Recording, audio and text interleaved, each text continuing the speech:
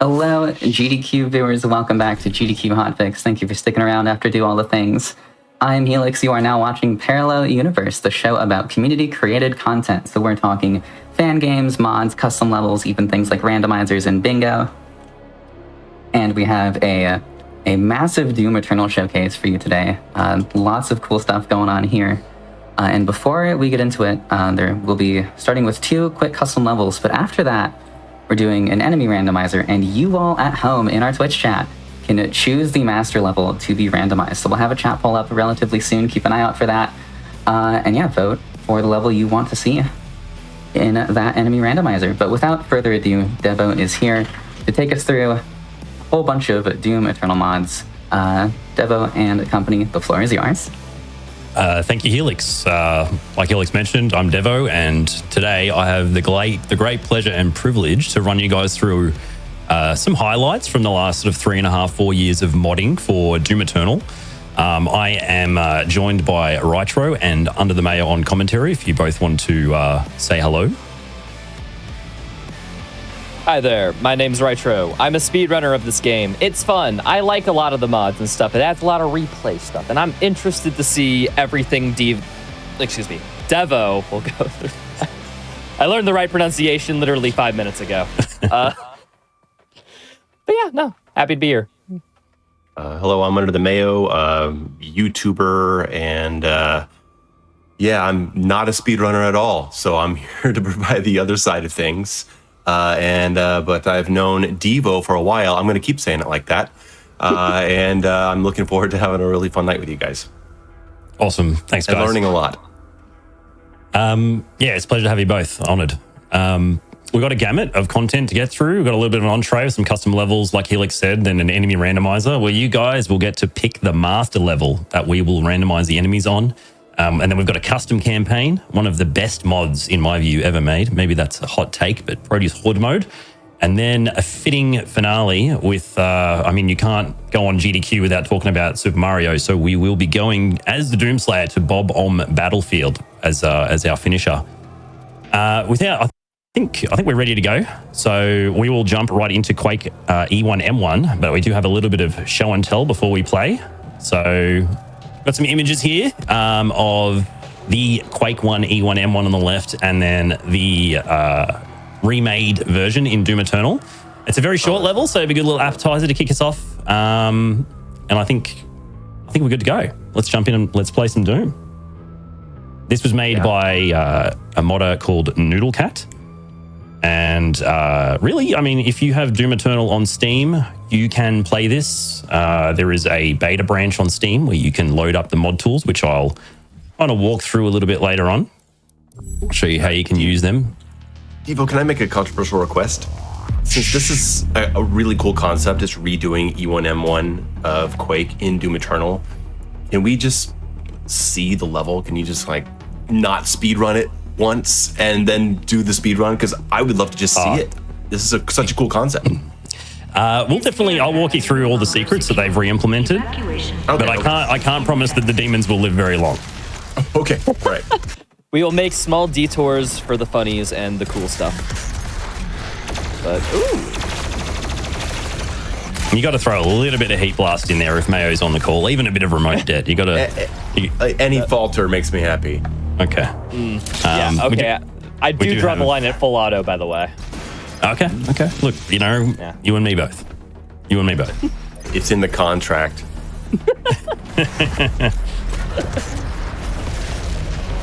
Gonna need a little bit of ammo before I get rid of this guy. So this isn't really a speedrun, but we're going to be using a lot of tech that you do see in speedruns of this game. So things like slobs, Sylar's lock-on burst to help us just basically shoot a lot of rockets really quickly. You'll also see things like, you know, fast weapon swaps and PB stickies and double D blades, and I'm throwing out a million different acronyms right now, but you'll get to see a lot of cool stuff. Yeah, us in the speedrun community like to think we have as much tech as like Ocarina of Time has. Like, it's that deep with how some of the game goes. To get a little technical for half a second, because I think it's fun for those who don't know, basically the cooldown of each weapon in this game is like a select cooldown.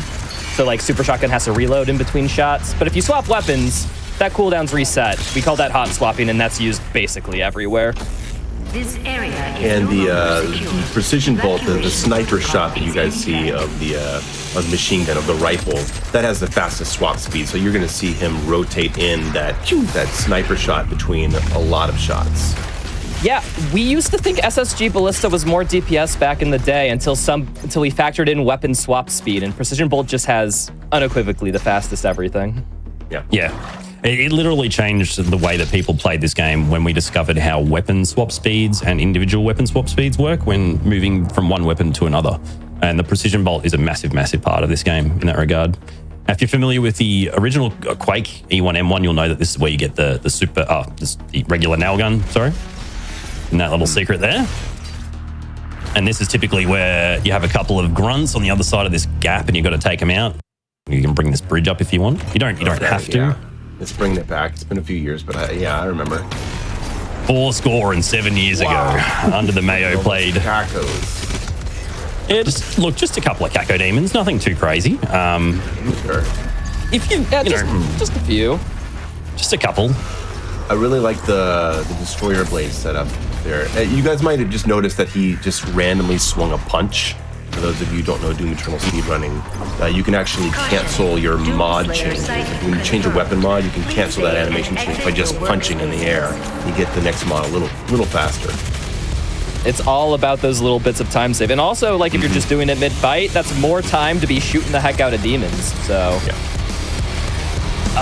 there's, like I said, there's a plethora of speed tech, which I'm sure we will divulge into at some point tonight. But to keep it simple and say, I'm going to be honest, I've only played through Quake about once, and I stopped halfway through because I didn't like it that much.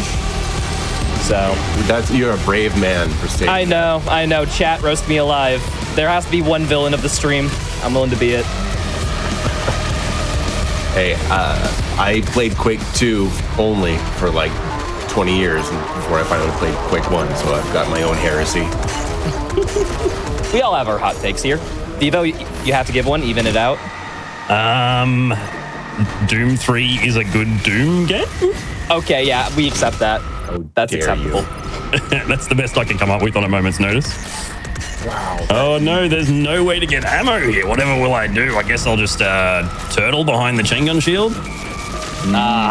This weapon is so good. They made a whole game out of it. I don't know if you guys have heard about it. It's called Doom the Dark Ages.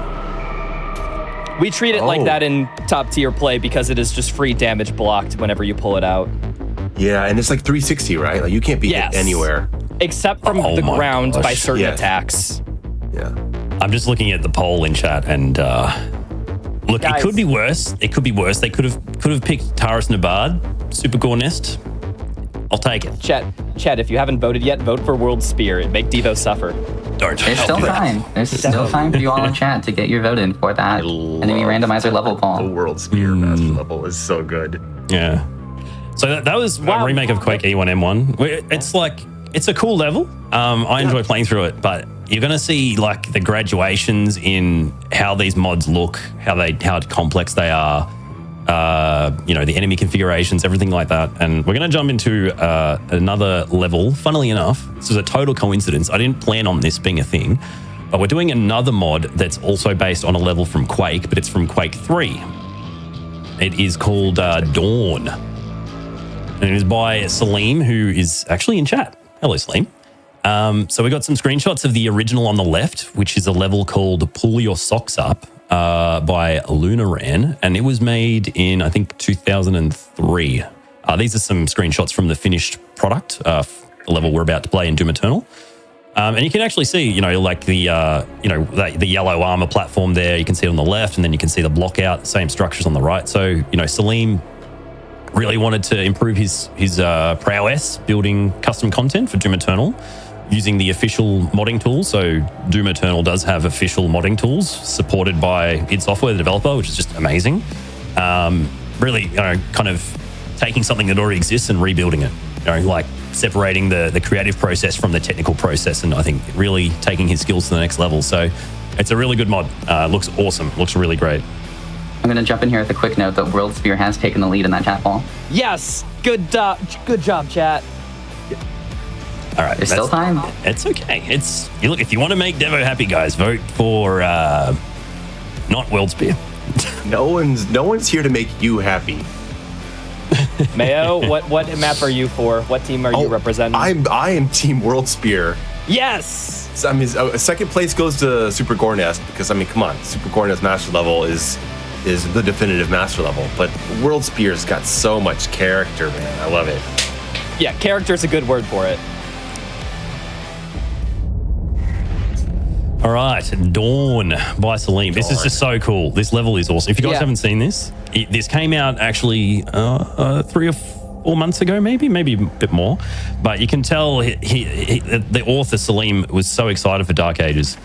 We've got an Atlan, which is a mech, fighting a Titan. We can see a Sentinel City off in the background there. You know, this is very Doom the Dark Ages, this whole setting. Super, super cool. And like, this is built from scratch using the official tools. So it's wild. It's a really, really cool level. 2 months ago. So it's 2 months old now. You've got a dragon flying around. Yeah, really, I was about really to cool. ask if this was all custom because if you look back at the arena, like all of it, I wouldn't get that impression from the glance. Like, yeah, I think it's a lot of existing assets, but obviously it's been put together and blocked out from scratch. I don't know that there's any custom geo in this. There might be custom geo. Salim would know if there's custom geometry in this level. But the premise of this level is it's a big arena and there's lots of combat. It really embraces what made the original level Pull Your Socks Up great, which was that it was a challenge pro mode level, so it was for 1v1 duels in Quake, and as a result, it's very amenable to awesome combat moments. So we'll just jump right in. by the way, the vote closed. World Spear won. Let's go.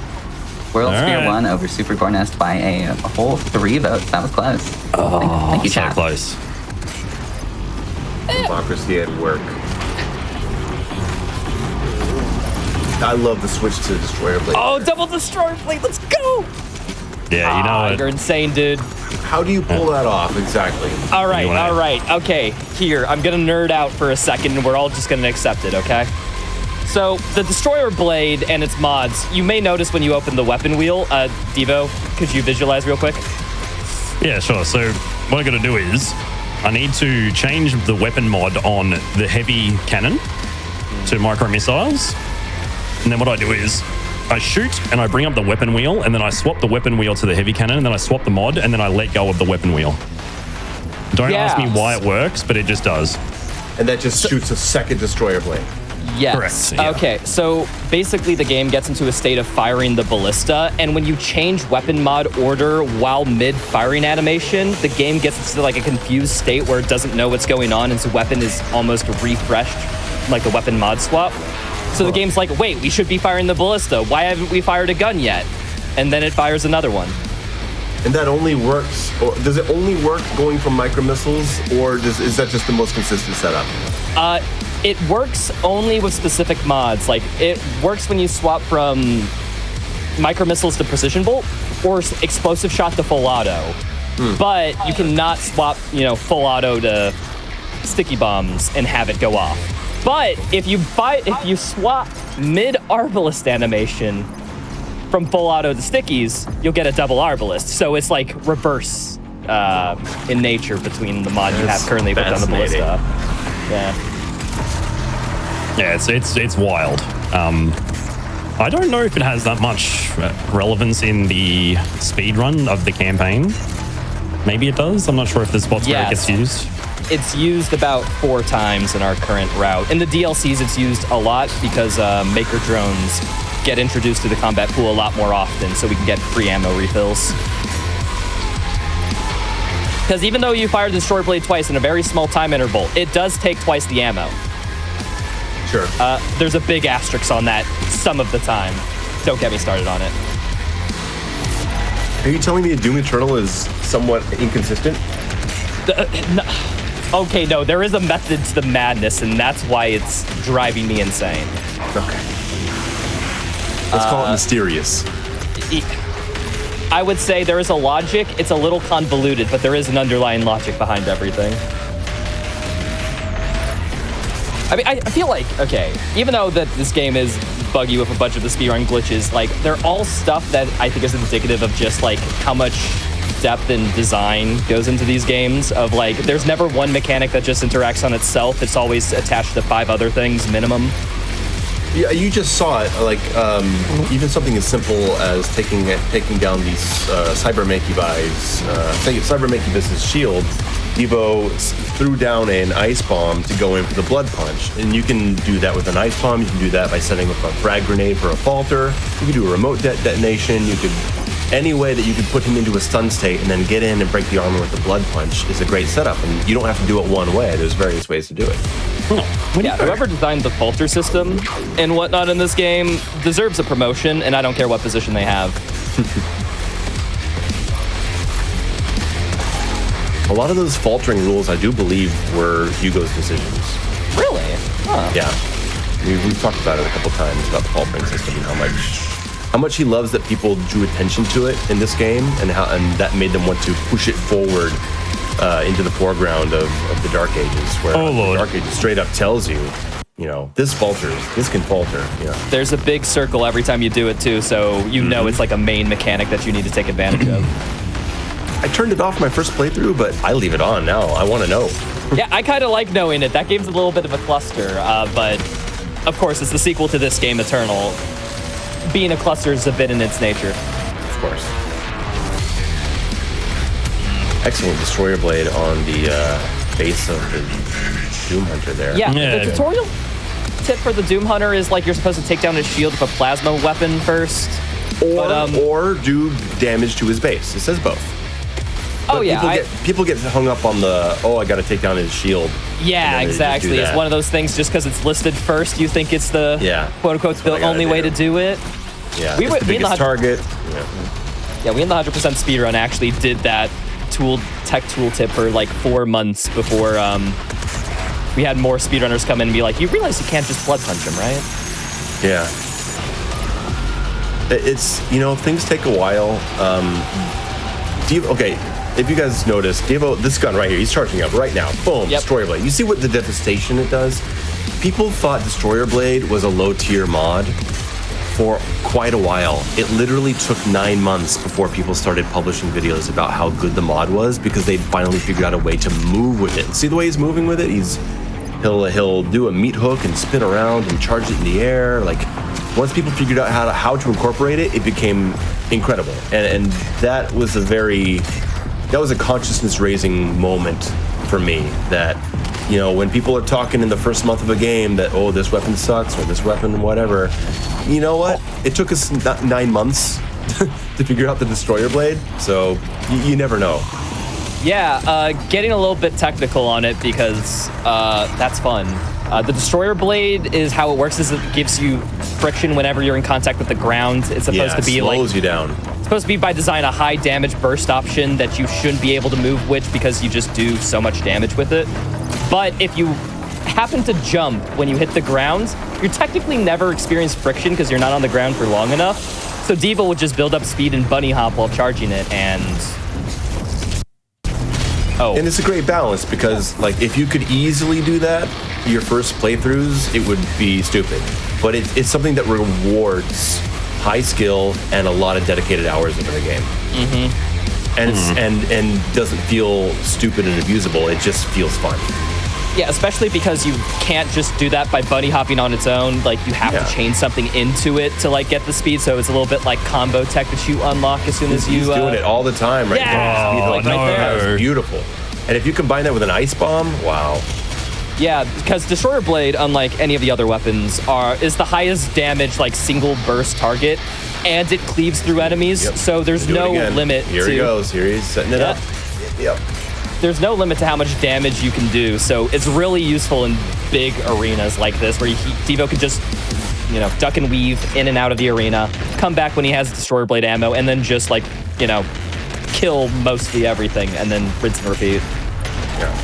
And it's great. You'll see that what he did right there, he just took up his 2 Mancubi by targeting their breakable cannons, which when you break their cannons, that falters them. And that's a central mechanic of the game, especially when you're learning it. But you've seen him multiple times take out a Mancubus with a blood punch, with super shotgun, with rockets. It's not that he doesn't see a Mancubus and say, okay, I have to break his cannons. No, that's depending on the situation that he's in. He decides whether or not that's the right thing to do. Yeah, we talked about how much we love the falter system earlier, but like we cannot stress that enough, that the falter system is half the reason you can play as aggressive as Devo does here. Absolutely. Yeah, often I'll change targets because I know, like, say there's 2 enemies in front of me. Each enemy has kind of a damage threshold for a soft falter. And if I sort of swap between them after the first one hits its damage falter threshold, I can kind of crowd control them a little bit without using any equipment or, stunning them in any specific way. It's just through damage, basically. Yes. Especially with, like, Caco Demons and Pain Elementals, you're really trying to just keep them sort of locked down and in place. I'm really looking for one of those like big. When we talk about blades. falters, we're talking about stun states for the layman, and enemies will enter this faltering stun state after taking a certain amount of damage, and after that, damage will not falter them again for a while. However, other things are hard falters, like a grenade. If you throw a grenade at them, they will falter no matter what, even if they've already taken damage, falter from damage before. So there's 2 different falter states. There's actually another falter state, because the ultimate crowd control is in fact death. Oh yes, that's that's what they said about my great grandmother. She faltered.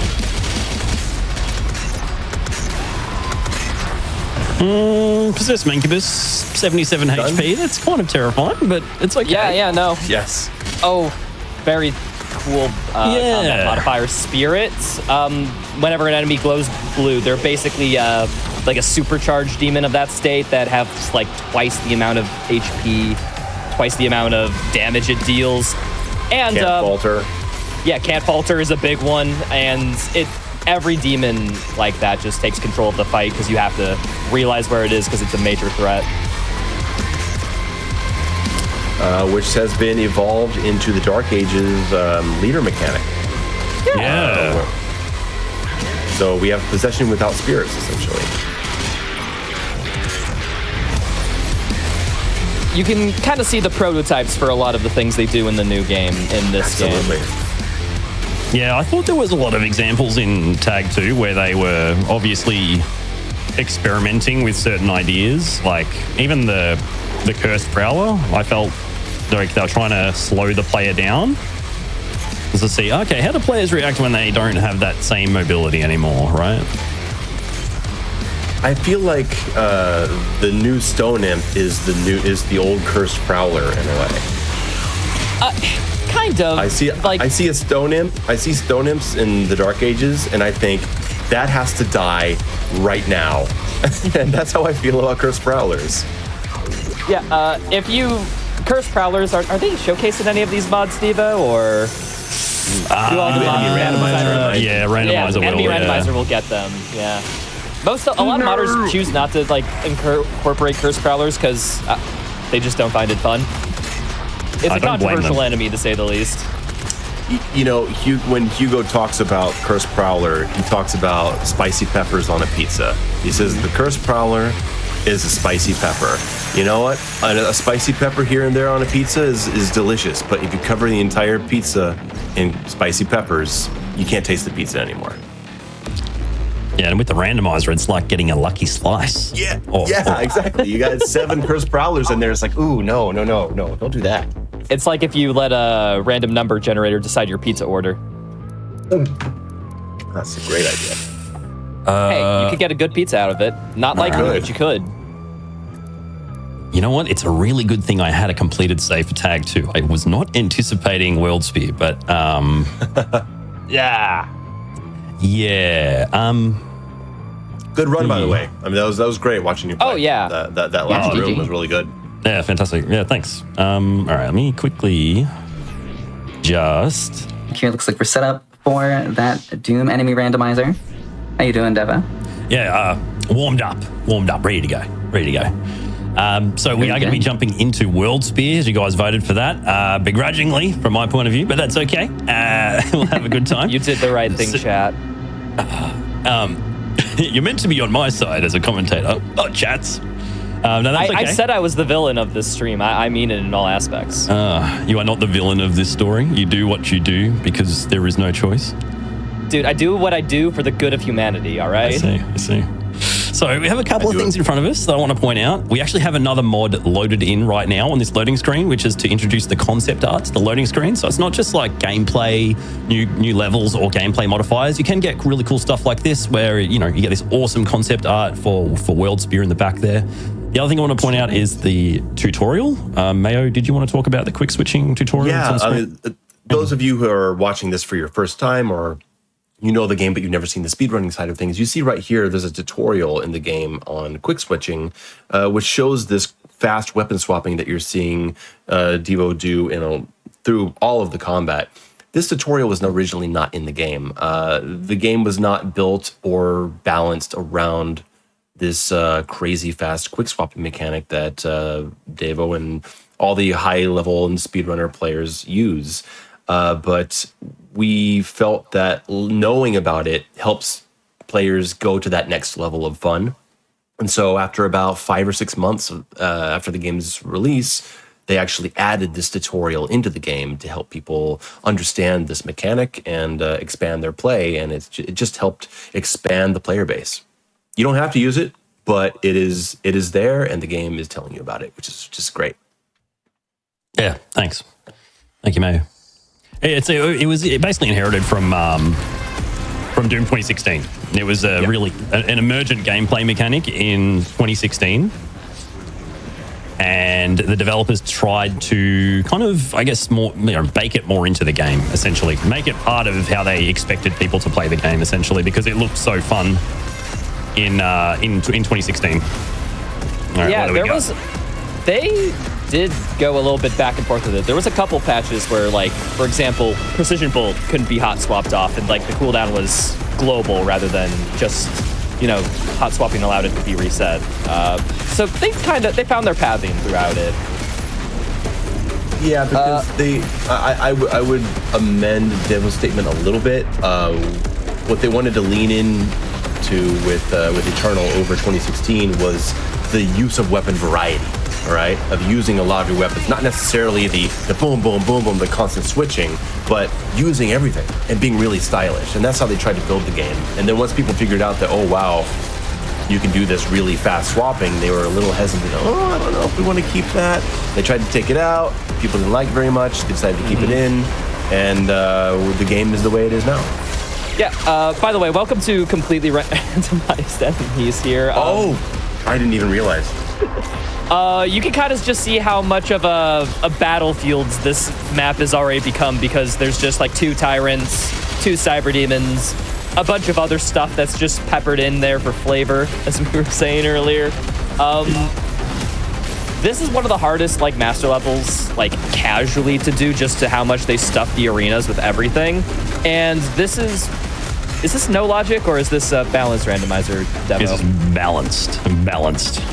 Okay, so we will see a good flux of fodder and heavy demons, but that's the only thing that's balanced. Everything else is random. Oh no! Oh, there's our curse prowler, buddy. Evil Thanks. dude. Thanks, buddy. Right through the wall too. Right behind the wall. It doesn't get much more evil than that, I don't think. The devil. Yeah. So you were asking what's the difference between balanced and unbalanced? Yes.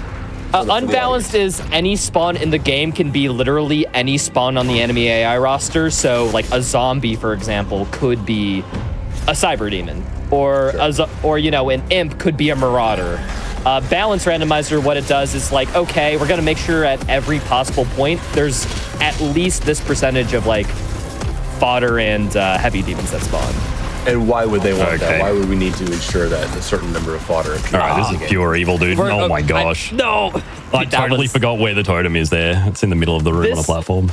This is why we picked World Spear, chat, for that reason. That encounter is honestly really hard. It took him out. Davis actually died. I mean, come on. Right, that's good. Yeah, we're tested to its limit. Okay, we're probably gonna get another tirade of the combat system of fodder demons. Fundamentally let you replenish your resources in this game, so basically easy to kill enemies. So we're talking right with the chainsaw and easy glory kills, get health, get ammo back, and if you don't have them at all, you can run out of ammo and just be screwed. Like those maker drones as well as another fodder demon where if you headshot them, they refill you on health and ammo. I feel like Wait, the randomizer list is listening because it just realized that I got completely destroyed then, and it's given me a super easy rando. Yeah, I'll take it. Yeah, the randomizer is not like a set seed or anything. It changes the seed on every death so that you're constantly in variety. So sometimes, unironically, if encounter's too hard, just trying to get an easy seed is a viable strategy. I don't know if you guys just heard that, but we have another mod loaded in. When I use the hammer, just listen in closely. Oh, Okay, speaking of the hammer. Oh, wait, hold on. I'm about to drop it. I'm going to drop it in a second. Drop the hammer. Oh, What time is it? Miller time? give me that weak point. Give me that weak point. I was hoping the hammer would come soon after that statement. Oh, So Wait, I don't know how clearly it is. I heard it. I didn't. That is the voice of our fearless leader, game director of Doom Eternal and Doom the Dark Ages, Hugo Martin, screaming with great fervor as he comes crashing down on his own creations, the demons of Doom Eternal. It is an incredible mod that someone made where it replaces the hammer sound with him saying die with great passion. So this is a mod to complement my my Cyber Demon mod of saying wah wah wah wah with the laser. Yeah. Shoutouts to Umber Penumbra _ a big runner in the speedrun community for Eternal, who also is famous for making a bunch of weird sound effect mods for this game.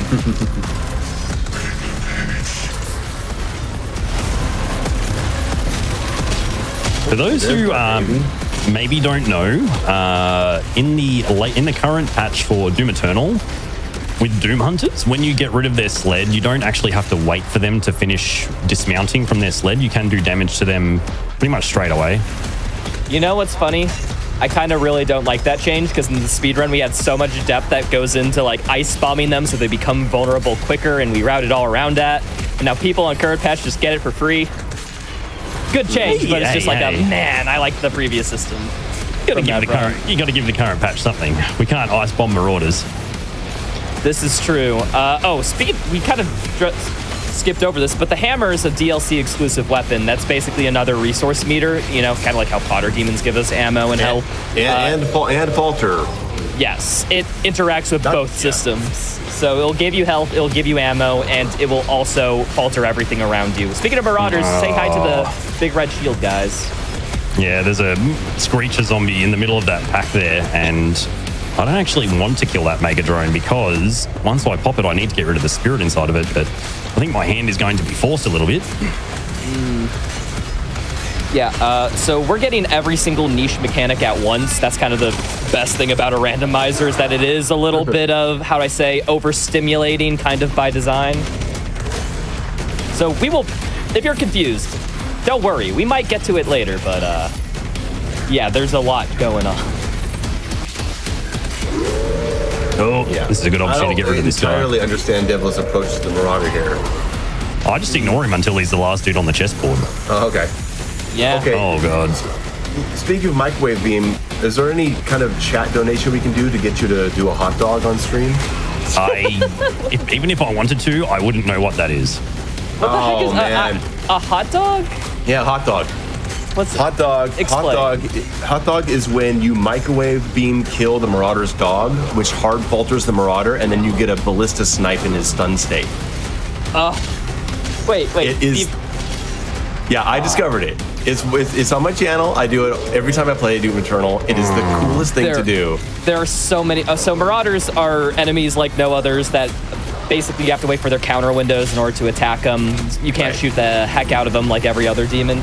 So to kill them, you kind of have to bait a counter window or find some creative way around it. And we as a community have, like, I'm not joking, lists of like 20 plus Marauder kills of just how to kill a Marauder optimally with what way. My personal favorite is anime combo. Oh, hold on. Okay. Oh, yeah, I'm not saying this is a combo at all. I'm just saying that this is a way to get a free ballista shot without baiting out his attack. You can microwave beam dog falter him, and then it falters him for a ballista shot. It's really cool. Yeah, 'cause that's one way where you can open it up to do damage and one of these. Oh, see, No, I nearly got I it. see you're trying to anime combo. Got it. You got to do it another time. Come on, for the fans.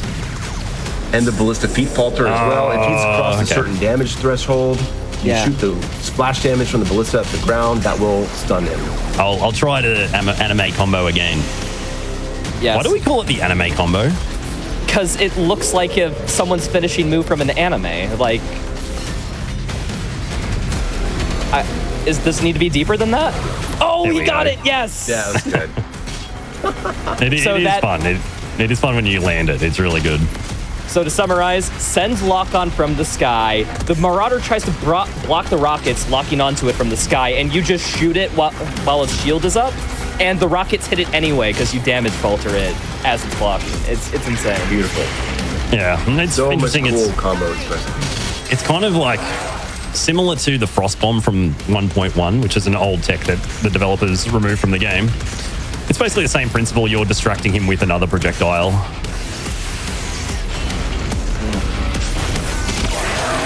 Oh my god! There's a good Look, I camera was right there. I was expecting Proteh's Horde mode to be like the toughest thing I was going to have to do today. World Spear was not on my bingo card. I'm just saying, chat. This is the second arena of the level, basically. No. We're in for a fun time. The level's nearly over, mate. I don't know what you're talking about. It's nearly over. Yeah, exactly. Yeah, So, yeah, as I'm soon as nearly we done. grab the elevator and it fades to black, that's the end. It'd be nice if I had some BFG, because I don't know what this maker's doing. Might have to go up and say hello with the chain gun shield. Yeah, a little bit about the combat system is that it relies on like tokens where like there's say like 30-something tokens in the game, and each attack a demon does takes up a number of those tokens as currency. So the Bloodmaker here, it's green eye flash attack, which is you have to wait for it to like be counterable, kind of like the Marauder. It can only do that if there are enough tokens on the battlefields, or if you do a specific setup to bait it. Like, are you gonna do that, Devo? I'm just trying to stay alive at this point. Do a melee bait? Oh, no. Yeah, no. Low HP, that is the right call, most assuredly. But if you bait a melee attack out of a Maker, that's another way to like trick its AI to, if it has available tokens, it will instantly do the counterattack. There's a lot of And then small you can things snipe, like that. You can snipe him during that animation because his armor goes down, right? Yes, exactly. Because Like if I he's just walk just up in there here, invulnerable, like yeah, they'll do that. yeah, and unfortunately Now he's the Doom on. Hunter attack was a bit too much, so it just couldn't do it, and we're at the ends, actually. We're looking good. Nice. Got a little dicey there, but Diva's always able to throw it back. Oh my gosh. In the Gonna- winning direction, yes. Gonna need a nana nap after this stream. I think I'm gonna be exhausted, guys. We're done. All right. Can I even remember how to? Oh yeah. Well, you know, look, I'll try and serve up some hot dogs later. See how we go. Just so cool. A little bit of storytelling there, environmental storytelling. All the Wow. Oh, crikey. Wow, we've got a Marauder close quarters. That is, All right, that yeah. is not great. You all right, mate? Nothing, Yeah, you nothing just- personnel, kid. Oh no. Okay, because this is normally Oh, yeah, Marauder. Okay, Marauder. it is Marauder. Here we go. Perfect. Great. Wow, look at the foot falters. You guys see him shooting the ballista at the ground and it restuns him. That only happens if he's reached a certain damage threshold, I believe. It's a little bit more tricky on the Marauder because certain attacks on the Marauder are programmed to whenever it hits it to falter. Because, for example, Precision Bolt, if you go by damage values, it will never falter the Marauder in one shot. So it kind of specifically is coded in. Ballista splash damage, I think, falls into that category as well. But it doesn't So- always do it. You can't just shoot it at his feet and he falters. Yeah, you no, have they're- to damage him a bit before you can even do that. Yeah, there's still an internal cooldown on those specific interactions as well, if I recall correctly. Yeah, it's a very interesting. Like, Yeah, it's this game's a little bit spaghetti with how everything interacts, and that's part of the reason why it's so cool to see somebody be good at playing the game, because you kind of have to master all of the spaghetti.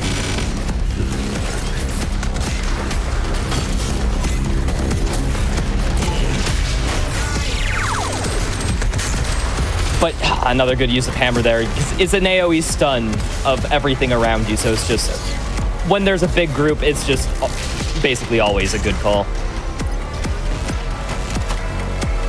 Oh, I've we have forgotten so much of what happens in this level. I really have. We have a question in chat that says, were the counters implemented so everyone on the field couldn't just spam their special attacks? That's what Rachel was talking about. There's a token system there. There's only a certain amount of tokens available that enemies can take from. If they have a token, they can attack. And if they don't, then they have to wait. And that prevents 20 enemies from shooting you at once. Yeah, there's actually a really good GDC talk about that exact system and why they built it, how it works. But it's also really good for difficulty scaling because, you know, most games will typically just scale damage received, damage done. But the modern Doom games scale in enemy aggression, which is basically how many tokens the demons have available. So the more tokens, the more simultaneous demons can attack you at once, essentially. There are mods that increase the amount of tokens in the combat system. Oh, bugger. And you do not know true pain until you turn on that mod.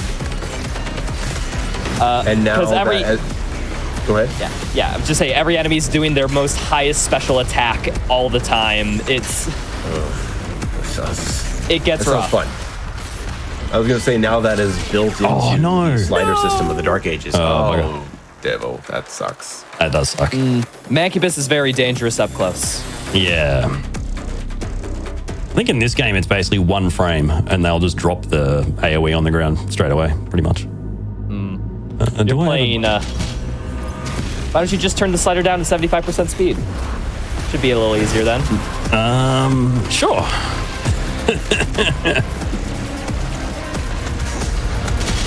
So yeah, again, Vivo trying this encounter again. It'll be a slightly different seed, so he can't do the same strategy that he was relying on last time. He's got to adapt to all the new ones that spawn in this arena, which thankfully, open arenas are typically very good because it's hard to get cornered in them. Yeah, I mean, with the meat hook point, it's like it just becomes such a strong option very, very quickly. I mean, the whole game is basically jump and shoot. So as soon as they put a meat hook point into an arena, I'm all over it. Like I'm gonna abuse it. Like every time meat hook comes off cooldown, I'm gonna use that thing. Yeah, shout out to Dylan, software dev at id Software, for responsible for making those meat hook nodes. We love them. Yeah, it's really interesting, isn't it? That, I mean, it goes to show what they learned from this game with the Dark Ages, because if you play the Dark Ages, it's got all of these instances where you have to use the shield toss for traversal, and it reinforces the mechanic. But they only did that in this game with this DLC. They didn't have it in the base game. You can also punch boost at them with the speedrun tech, so I like it especially more. Ah, yeah, yep.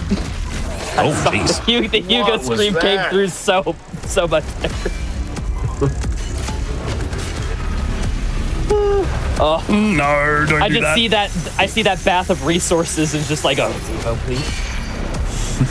And he still gets the spirit kill for the falter on the Baron right there. Very good. Yeah, this game can so quickly turn into a nail biter at the drop of a hat, but you can also come back from a nail biter at the drop of a hat. It's a system that greets you where you at and then challenges you on that front. And I don't know what you guys think about this, but I mean, it's a bit of an absolute statement, but I always felt that this game ultimately rewarded more and more aggression on the player's behalf. Like 9 times out of 10, the best solution is just to be more aggressive. Yeah. I feel like Dark Ages sort of, maybe it hasn't been out long enough for us to know, but it feels like it walks that back a little bit. You got to be a bit more tactical and have some foresight. Well, sure. I mean, with a speed reduction in ways and with an emphasis on a defensive mechanic, then it has to be that way, right? Yeah. Okay, this goes back into my joke comment from a weird back, but when I said that the ultimate crowd control is death, like, that is like king when it comes to this game in the speedrun sense, because early runners will basically have their plain safety punished because an enemy being dead means you don't have to deal with it, and you can kill things really quick in this game. Oh no. Do they actually make you do this room in this master level? Oh no. Okay. If you do the skip, I will not fault you, is all I'm saying. Wait, there's a skip? Yeah. You could just jump over that left wall, unironically. Oh, or you could, if you were just like literally If you were 2 pixels to the left, you would have clipped through that wall, by the way. Oh, are you kidding me? Oh, wait, if this is current patch, they might have put a wall there. Look, this is easy. Yeah. No, Yeah, I they think- did. They got rid of that skip.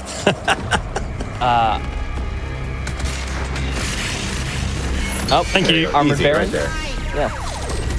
That's very kind. If this is current patch, I think it despawns as soon as the encounter's over, so. I will Oh, take BFG, there you go. See, it was I worth will- doing it. Yeah, But yeah, no, there's like a maximum point of where like maximum aggression's really good, playing it safety's really good, but then there's like this road in the middle where if you play this weird in between, you'll just constantly get punished in this game. I have to admit, it has been a really long time since I played this. I don't even. Is this barrier meant to come down now? Yeah, hold on. Go turn around. Go to your left, I think. Yeah, through there, and if there should be a climbable wall or something. You're supposed to go that way to get to the end. So I don't. I have Maybe. no idea what's going on. Maybe the randomizer broke the model. Maybe. If you you might have to no portal- clip to the portal's top of at the the top? tower. I think. You're not supposed to go to the portal at the top. I mean, why is the portal there? Well, I think you meant to get spat back out the portal, are you? Unless. Unless- Oh, okay. oh, Never there. mind. I got a massive skill Mayo. issue, apparently. Thank goodness. Yep. I mean, what can I say? You are the guy. This master level and these settings are basically like I want to be the guy. Yes. Holy crud! Oh You were my getting lucky with all the God. fodder here. I'll take Oh it. wait. That happens on the show a lot, where something just ends up being, I want to be the guy. I mean, super hard challenge levels are also a staple of Doom Eternal, as you can sort of see here with the randomizer. There's a lot of good people in the community who are just dedicated to making very hard versions of levels just because they find they want the game to be played at even a higher Yeah, they just want to stage. push it further and further. Sometimes it pushes to the point of actually most of the time it does, but there's some real gems in the community if you dedicate the time to look through the master levels and play through them. Yeah, the mod we're going to play after this is actually, I think, really interesting in that respect because it came out a few months before the Ancient Gods Part 1, and I feel like it really altered the skill ceiling at the time and honestly kind of took away from Tag 1's difficulty, I thought, a little bit. Proteh's Horde mode 1. Well, yeah, if you played that first, I imagine that Tag 1 wouldn't have been the. Like, Oh, it was still challenging, but it was, Yeah, I think, but a lot imagine that's easier the than first they'd thing you intended. played, like most people. Oh, yeah. Because you could buy Tag 1 and 2 separately. You didn't need to own the base game. If I So odd to me. Yeah, in the speedrun community, we were a little bit weirded out by that too, because like now we have to test versions of the games without the base game. Oh, purple goo. Speedrunner's favorite. As we go. The Ribena juice of Doom Eternal. You love to see it. I'm not lying here when this is probably the hardest encounter period with these settings. Yeah, with randomizer, I imagine this could just be total insanity. Oh, yeah. Totally. Oh, yeah. cool. Small thing. Normally there's fog that spawns in that damages you as Devo is currently standing in. The reason why Devo's standing outside is because purple goo hampers your mobility so much that you actually just are more survivable screwed. outside of it, taking damage over time a little bit. I mean, look, and There even still, there he's we really go. getting hit. Need to See, get rid of but- this dude's armor. What saved there actually was one-hit protection, which is another neat mechanic of this game. Basically, if you have enough HP and attack is supposed to kill you, the game will instead just put you at like 5 HP or another value like that. It's just because nobody feels good being one-shot when they're at high health. Yeah, Yeah, I in think- Doom 2016, that was pretty rough. Yeah, exactly. And Dark I was Ages gonna has a say. bit of that going on too, but it's more like specific attacks are programmed to do it. Yeah, they flipped around one-shot protection a little bit from the patch. I don't know how it works from 1.0, but 1.0, it was supposedly looked exactly like Doom Eternal's one-shot protection system. I thought it was a bit too generous at launch. but now it feels very hard to read at times. I don't know. There's a lot of attacks that are kind of on this exception list. So if you get hit by one of those attacks that are on an exception list, you won't get the protection.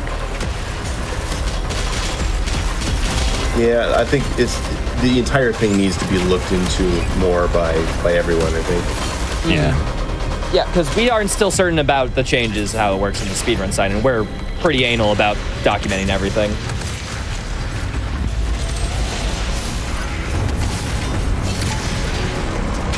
And the purple goo, that's another example of like one of the many things from Eternal that like maybe it was an interesting idea but wasn't quite implemented right. Well, now purple goo is the vagaries acid shot, which is avoidable. You don't have to step in it instead of being forced to walk through 45 seconds of purple goo in Eternal. You can kind of tell, because I think there was one good arena of purple goo in Eternal, and that's the art complex as soon as you get outside. I was thinking of that. And that's because their purple goo is like an option. Like if you fail at your movement, you fall into the purple goo, and that's your punishment is low mobility. Yes. Now that there's like, well, now that goo's dynamic, it's more of like a skill thing of like, okay, you can go into goo. It's more like a risk-benefit analysis you have to go. Or you can, if you're good enough, you can just entirely avoid. This is a really cool arena. I don't know about you guys, but I love the design of this room. I mean, this feels like a Quake or an Unreal Tournament combat space. Yeah, exactly. World Spear is my favorite level in the game, unequivocally. Part of it is just these big freaking multiplayer map combat arena designs. Are we gonna give this Marauder the hot dog or do it? I want to see a hot dog. Yeah, come on. Pop the dog and then instant ballista shot on him as he falters to the side. He will falter to the side opposite the dog. I think I might have popped it a bit early. All right. A little bit of a bad corner. It's cool. You can just shoot the shield and bait it out. Oh, yeah. Nice hammer on the cyber demon there. Do it, Bunny Axe Man. I think the dog is separated from the Marauder. You would need to shoot him. Oh, there he goes. Yeah, there he goes. He spawned it in. It's tricky. Can we get a hot dog? I know everybody wants to see a hot dog. I never knew a hot dog existed. It's the most hype thing to hit, and if you can kill with hot dog, it's the greatest feeling. But I need plasma, lots of plasma ammo, right? Because I'm going to go microwave and then ballista. Yeah, but the dog pops really fast, just like a real hot dog in the microwave does. That's a fitting. It's a fitting metaphor. You know, I always bag Marauders out because they spawn about 50 dogs sometimes, and the moment that I want one, I can't have one. Well, you just gotta shoot him. There he is. Devo, do you not know that the dog is triggered by shooting the Marauder shield? Look, I've never shot the Marauder shield, so I wouldn't know. Yeah, that's what causes it. It triggers on enemy fire too, so you probably didn't know. Yeah. I didn't know that happened, honestly, until, like, I'm not joking, like 2 years after running this game. Like, it's just a niche piece of knowledge. All right. You know what? Change plans. I'm just going to kill this guy. Yeah, screw it, man. Maynard is here in chat, another great speedrunner. He says, I once beat Randomizer, but didn't hot dog, so it was invalid. That's how it goes. That's the rule. It's true. I denied the run myself. I imagine it could be kind of hard to get going here in these crazy randomizers. Oh yeah. Oh my god. Oof.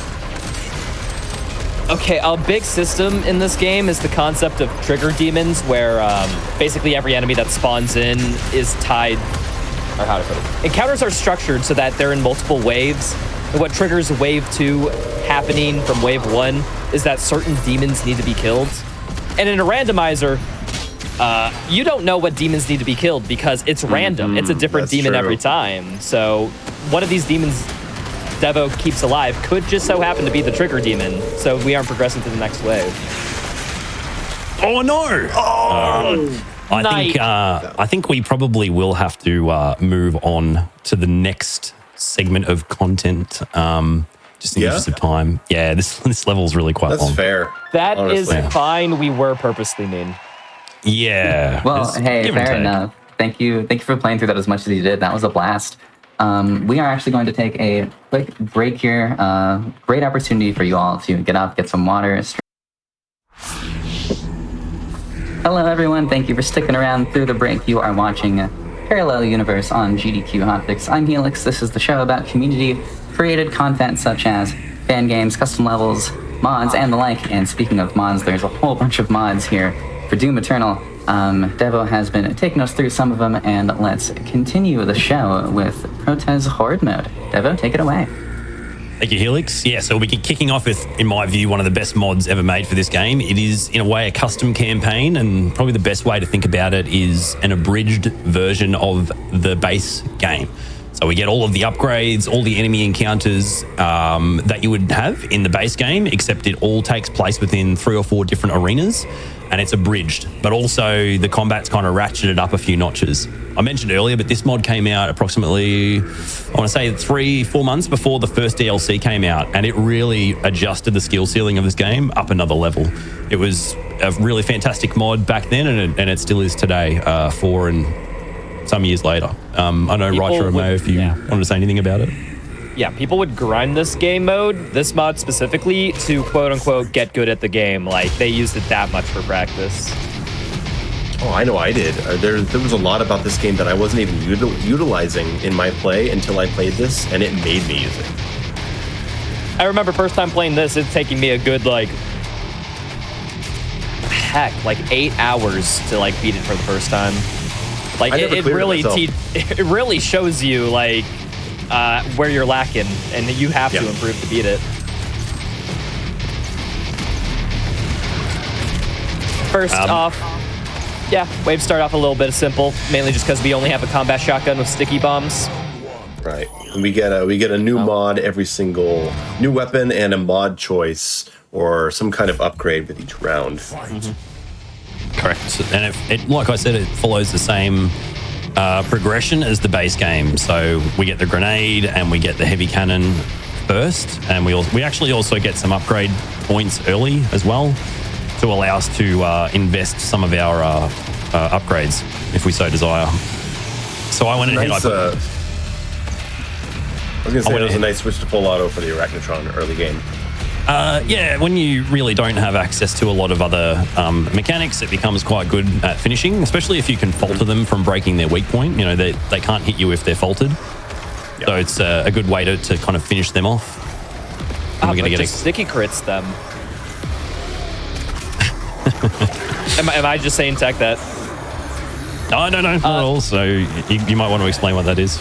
Yeah, so there's also like super cool speedrun optimal stuff that you won't see like casually. Like for example, if you time it right, you can get 2 sticky bomb like critical explosions on the Arachnotron by not even hitting its crit spot with the sticky bombs.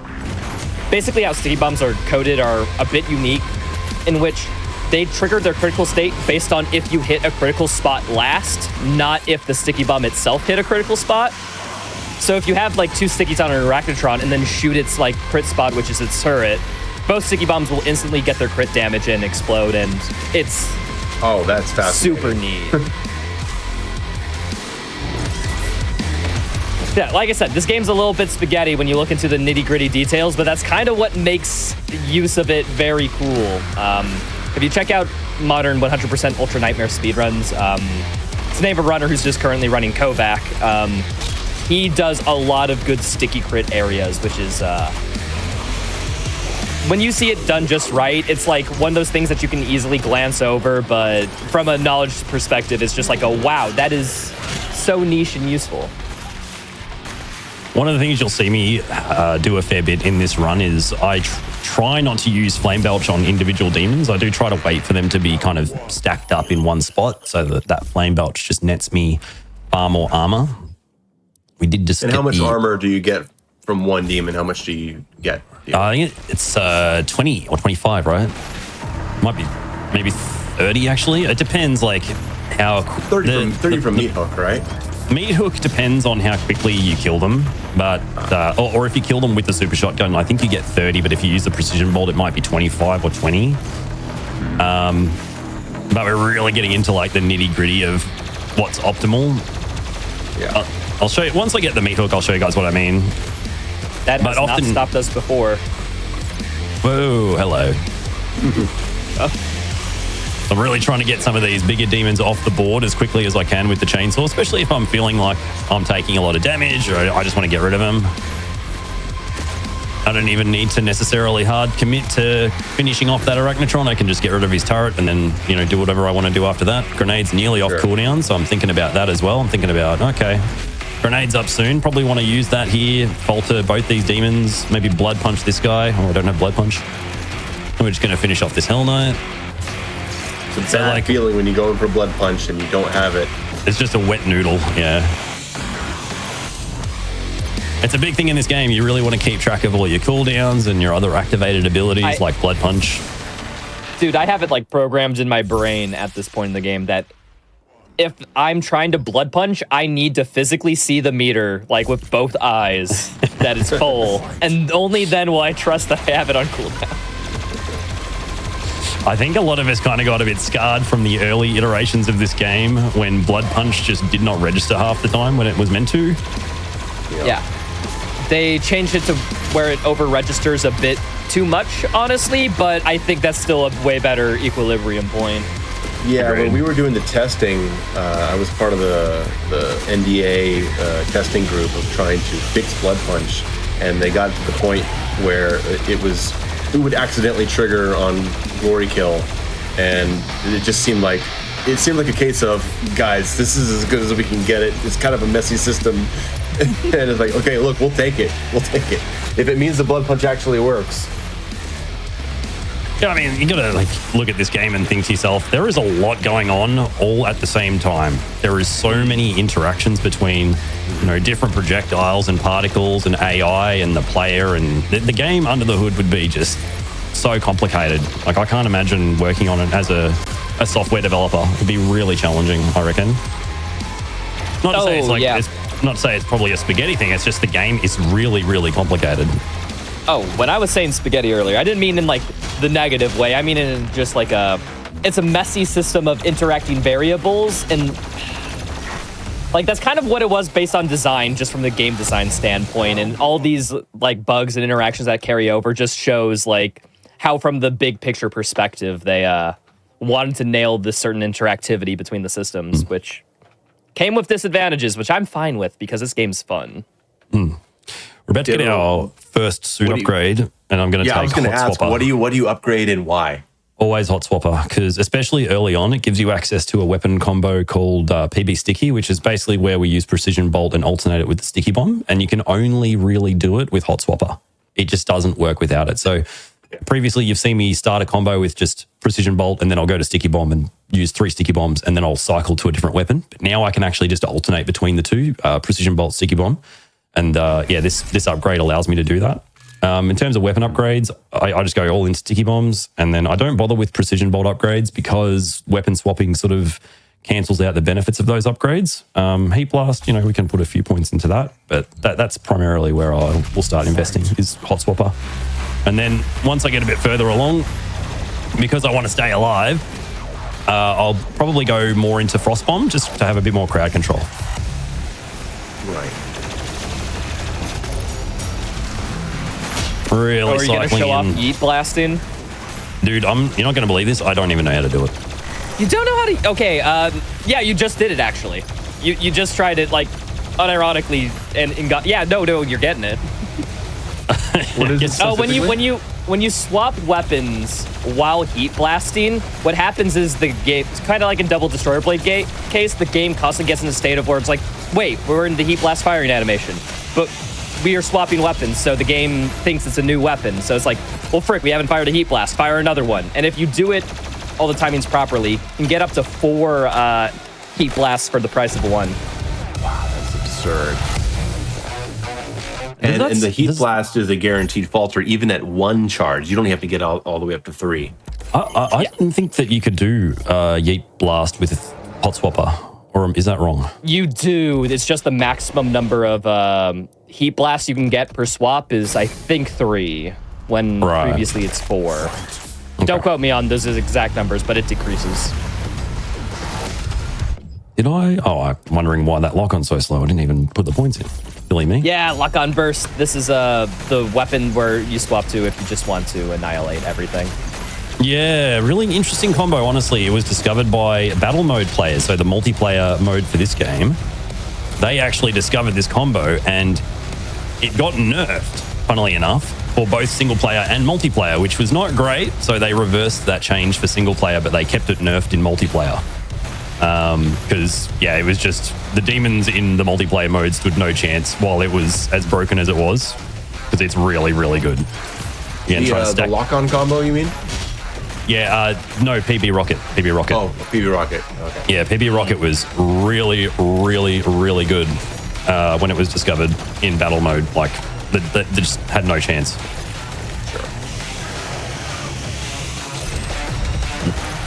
But yeah, you have to deal with the rocket launcher's like very slow projectile speed, but like if you factor in all this hot swapping stuff, it's one of the highest burst damage sources easily. Not to mention that lock-on being really good. Like one lock-on is enough to kill like 80% of this roster. And you know, in terms of demons we're facing. So it is very useful to just kill things that are really annoying really quickly, and then saving your actual gamer swaps for the stuff that you can easily manage.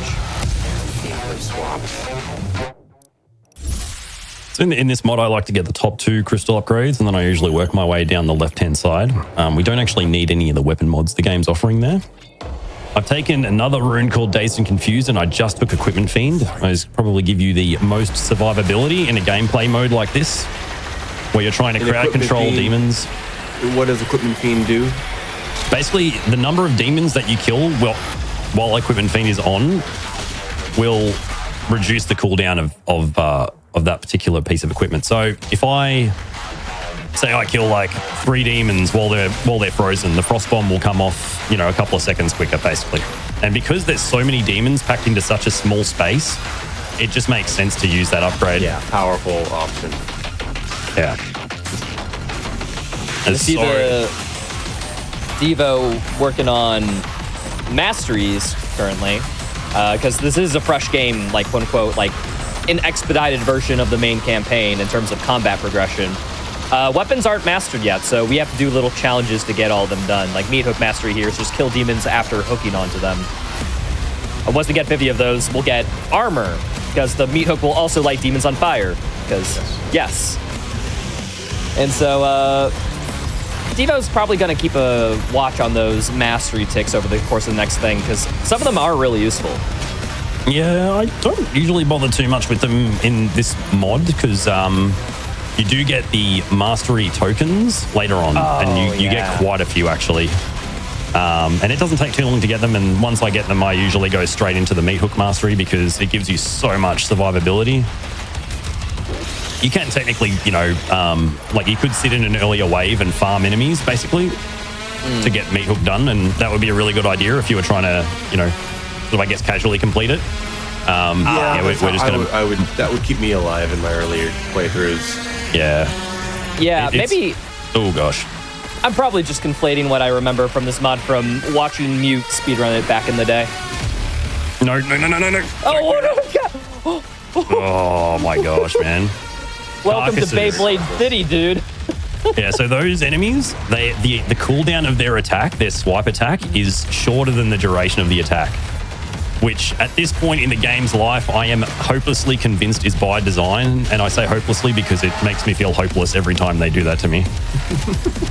Just whack ya over and over and over. You're like, thanks. Okay, I need to get Blood Punch, and I need to get some grenades. And I probably need to get a bit of stack, actually. Yeah, you get Blood Punch by performing these glory kills. Two Blood Punches on a fodder or 1 Blood Punch on a heavy will give you 1 Blood Punch. I mean, glory kills on those enemies will give you Blood Punch. Yeah. We want to get rid of this dude. We want to actually get rid of this Whiplash first, because it's going to cause me a bunch of grief if I don't. Ice Bomb, Blood Punch on his base, Super Shotgun, he's done. So again, we're just going to get Blood Punch back, because it's going to make getting rid of these Doom Hunters, because the Doom Hunters are the thing that is holding the progression up. We need to get rid of them in order to progress. So we've got multiple sources of falters here. We've got the grenade, we've got the heat blast, we've got the Blood Punch. And just keep everything crowd controlled. You can stun lock entire enemies if you can play around your stuns right in this game. Yeah, you go in with 3 falter options, and even the biggest enemies in the game, they can't even move. There's nothing they can do against you. All right, come into this arena with full rockets, so we should be good. I remember my first time. This is the arena that got me using lock on because I never liked using it, and then I played Horde mode, and I got here, and I was like, okay, screw this. I remember when I first got to this arena, when I was first playing through, it's like, oh, that means I'm close to the end, right? Right? We just changed the scenery. I've already tried 5 times to get to this and failed. It's got to be close. I want to try and get 1 chainsaw in here, and what we want to do is we're going to grab this chainsaw here, and we need to kill 1 more of these barons. If I get some airtime, it'll be good. Oh my god. Oh, dude. Right, there goes one of my... There goes one life. Yeah, really unlucky. Because I want to have the free chainsaw for that pain elemental. Just going to make getting rid of that pain elemental a lot easier. Now we can get rid of this last dude. Don't want to stay on the ground too long. Remember, in this game, the floor is basically lava, so you don't want to stay down there. Yeah, the biggest tool for like survival in this game is actually mobility. Was it Hugo Martin, the creative director, liked referring to this game as like a fighter plane in terms of pacing? You gotta feel that at this level of play. Yeah, you want to stay off the ground as much as possible. We'll grab Napalm Belch now, and we're actually going to grab Arbalest because I don't really have the survivability and crowd control to fully utilize D-Blade. Like Mayo was saying, when the game first came out, not many people use D-Blade, and it was because we didn't really know the situations to apply it in readily. So we'll just go with Arbalest, and we're going to spend a few points on the Frost Bomb, get that fully decked. I just like to grab that because it allows me to just stun everything and get stacked back really easily. Now, where is that? Oh, there we go. Enhance damage against frozen enemies. Now, Devo, when you unlock Arbalest, are there any enemies in mind that you're wanting to target with that mod? Yeah, I want to target mostly actually pain elementals, which we don't get a lot of here. Yeah. What I'm primarily going to be using the Caco Demons for is actually just turning them into a meat hook point. Because in the later waves of this mod, they just respawn constantly. The Caco Demons are just respawning enemies. They're not progression enemies. They don't hold the arena back. Right. So we're just going to keep feeding them sticky bombs and using them like mobile meat hook points, essentially. Okay. So if you're using a lot of resources on them, it's like you're wasting resources because they don't have to die. Yeah. Yeah, and they give you the ability to move around the arena very freely. They typically will respawn in this corner here. So yeah, they spawn and you just put them into stagger or like this dude right here. Mm-hmm. Now I've got all this mobility. I can just use this guy to jump around the arena and move around a whole bunch. Makes my life a lot easier. It's like the best game mechanic, like period. Like, oh my god. And he also has the Dazed and Confused rune, which means they stay in that glory kill state for longer. If I need the health, I'm going to get rid of him. Sure. He will respawn. He'll be back in a little bit. But a little bit about the meat hook.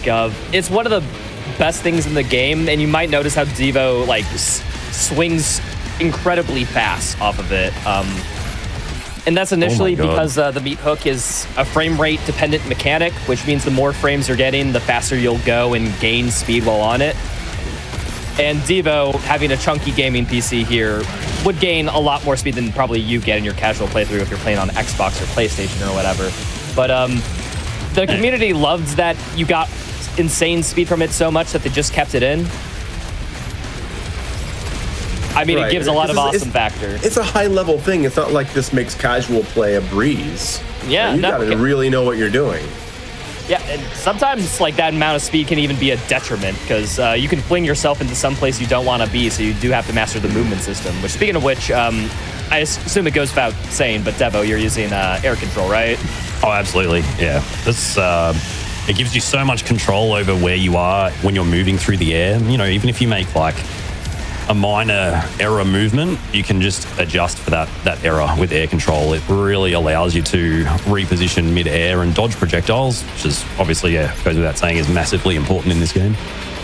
Yeah, as we said, we spend most of our time in the air because it's easier to see where the demons are from a place they can't be. And just using air control just makes that even better. Okay, we want to get rid of these manks. We have a cyber mank, like a carcass alive. Why do you leave the carcass alive? Just ignore him. I mean, he's up in a position where he's not really hitting me. He's not like a big problem. I seem to remember a shield. I seem to remember a shield making a rocket blow up right in your freaking face just 2 minutes ago. The other thing as well is they respawn. So if I kill them, they're just going to respawn. So I just need to focus on the key demons. We'll get to a point where like now they are holding up the progression. I'll get rid of them. I think there's some demon that's hiding on you because they just keep respawning. It must be a prowler. It's usually always prowler. Someone just standing there? Yeah, he's probably just in a corner somewhere minding his own business. When you push the game to the limit with all these spawn limit shenanigans and constantly... How to put it? The modder has to be very attentive or else AI is prone to get stuck in a lot of places. Where the heck is it? Like, are they just... There he is. Hello. There he is. All right, see, That's buddy. what happens when an enemy's AI breaks in this game. They just kind of sit there. Prowlers do it all the time because they have the ability to just teleport anywhere, essentially. And sometimes they can just teleport themselves into really silly spots, and they just do that. What? Oh, okay. That's not a reason to downvote the game. I don't know what is. They gave this system to like take away AI that's like spawned in like as a failsafe, but that only applies to when an enemy is standing in place where they don't have pathing. Like the game will just instantly kill demons in that case, but in case that prowler, it's like its teleport AI just kind of just screws up while it's on a place where it has pathing, so it just idles. All right, we've just about got all of the runes that I could possibly want. I grabbed Blood Fueled because there's a wave like right towards the very end of this mod where Blood Fueled's really nice. But we've basically got nearly all the runes that I could possibly want and or need. You've unlocked saving throw, but you do not have it equipped, right? Correct. I'll equip it when I feel like I really, really desperately need it. Safety strats. Woo. Okay, let's get rid of this pain elemental because we don't want big demons blocking the airways. I need the airways for me, not for them. Are you almost at a point where you think you want to start incorporating Destroyer Blade, or do you need something else to feel comfortable there? I really want to have like all the armor upgrades and health upgrades and just everything because you can die so quickly in this mod. Like everything can go pear-shaped really quickly. Right. Yeah, in general, like, we in the speedrunning community, like, routed what goes best, and health is just always one of the best progression items because it hires that threshold to when you get into a low health state, which means demons will spawn in health pickups more often. Provided you're taking some bit of damage, so yeah, major health just helps a bunch. Great use of the energy shield there to negate the damage on the floor, because I think he was angling his view down to not take damage. Did I see that right? It should protect you even when you don't face the floor. All right. Yeah. I think you were just throwing frags at the grenade, like at your feet, right? Yeah, correct. Yeah, that's exactly what I was doing. I'm just throwing grenades at the ground because I'm going to come out of the energy shield, and when I come out of the energy shield, I want everything to be stunned around me. Yeah. So it's basically a way of realizing, oh, frick, you're in a cluster of a situation. Open energy shield, throw grenades at feet, things get faltered. That's your method out. Yeah, exactly. Yeah, you're trying to be aware of when your equipment's off cooldown so you can sort of take advantage of it. Like there, I kind of made a bad decision. I should have waited until I had Blood Punch. Because then I could have frag grenade that dude and then Blood Punched him. But that's okay. We'll just keep doing the circularies around the room, keep doing laps.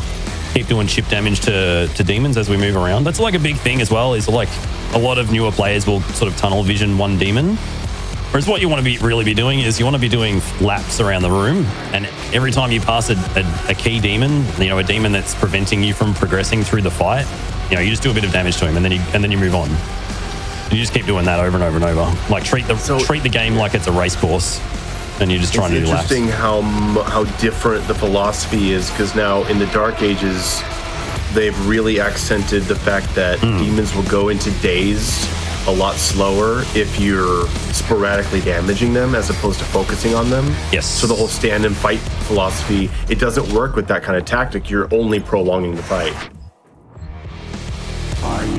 Oh gosh. Yeah, this is the death room. 2 marauders, exploding barrels.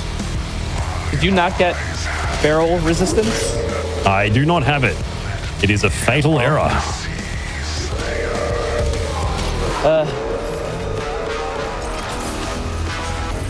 I would be that's so scared bad. going into this without So that. you don't get vertical and go and like rain down stickies. I mean, I assume that's what you would do. Oh, that's so bad, dude. That's bad. Ooh. Can you not? Yeah, but it's like faster to deal with them on the ground, you know? Yeah, but you're also in their face. I mean, it would scare the hell out of me, honestly. Yeah. I cannot get these guys. Oh dear. Okay, I gotta focus. I think what happened here is that Devo gave them an inch and they're taking a mile. Maybe That's 2. really bad. This is really, really bad. Oh. I believe. You know what's are they normal?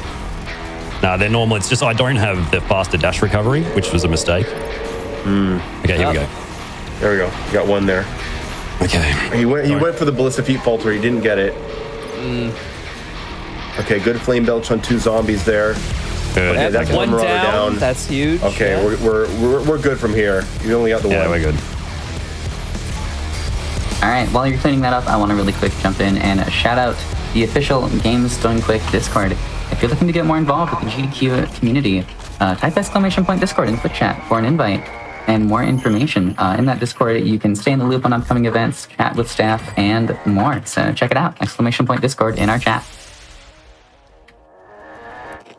Yeah, really need to make sure we go into that with barrel damage immunity and the faster dash recovery. Yeah, let's make sure we grab that now, actually. Is that just because, I mean, when was the last time you played through this? Was that just something you forgot about? Or Yeah, just something. I used to have a good route because I used to speedrun this mod, actually.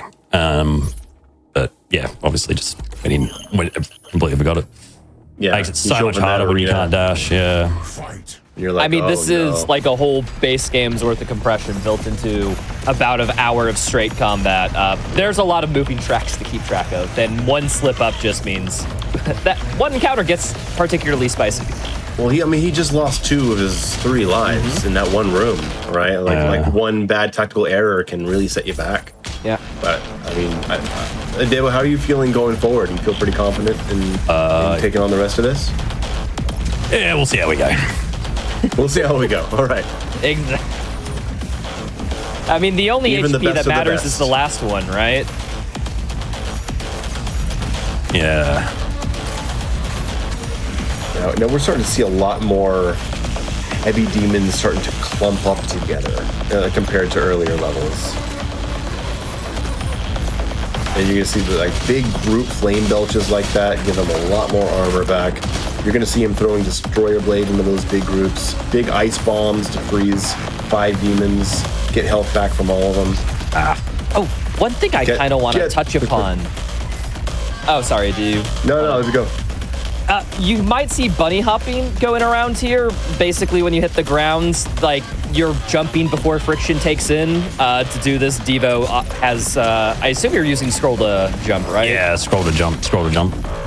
So whenever he gets close to the ground, he just spams his jump input by using the scroll wheel, so that guarantees that he's jumping as soon as possible to ignore friction. But in Eternal, it's actually a little bit weirder, where you don't want to scroll too fast or jump too fast, because if you jump later in the animation from when you're falling, you gain speed from it.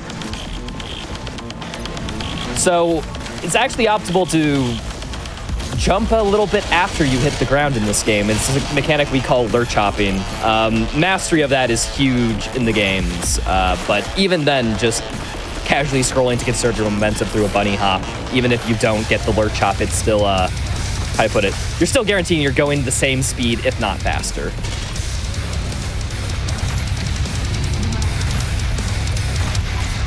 I heard the music kick up and a Marauder spawn in, so... Which track is this? Is this BFG 10,000? I think so. Yeah. Where's the funny Axeman? There he is. Man, I swear, like, I saw that projectile come at you, the axe, and I was like, Harry. Harry, yeah. I can't get it out of my head. I'm 200 hours into the Dark Ages, and I see this, and I'm like, why are you not blocking? We're 2 Dark Ages. Yeah, Dark Pill. But yeah, no, Dark Ages, their new game, kind of like how they took the philosophy of the Marauder and then just expanded it to, well, what if every enemy kind of worked like that in a certain way? And every time I see the Marauder, I'm just thinking like the progenitor to that system. I just don't know if I really agree with that sometimes, the premise of that. Yeah, because I feel like Marauders have a lot of abilities, unlike other demons in the game. You know, most demons are like, yeah, they've got like a couple of roles on the battlefield. But the way the Marauder's moveset works is he can basically do almost everything, right? Like long range, melee, crowd control. He can do a lot. I guess I was meaning sort of in the way of reactivity, of where you have to react to their attack patterns and work around them. I think they just took the Marauder level worth of reactivity and applied that to a lot more things. Yeah, I would agree you see with it in that. the Agadon Hunter, you see it in the Cyber Demon, but even an enemy like the Revenant in the Dark Ages where it feels like, oh, you need to wait for him to shoot and parry. Not really. You see him, shield bash, falter, SSG's done, right? So the mechanics have been applied to certain other enemies in a way while still maintaining the sort of active go in and be offensive style of the game. Fortunately, the Dark Ages isn't just like 5 or 6 different enemies that you have to wait for. A lot of it is more like you can shoot the crap out of them, but based on their attacks, you can react to gain an additional advantage. While Marauder is more like they're more discrete phases. I thought you would appreciate Great jump off the ball there. Yeah, if you try that at home, you unironically can do that. Like, you just got to time jump at the right times. And there's that glorious Arbalist for Pain Elementals. Very good.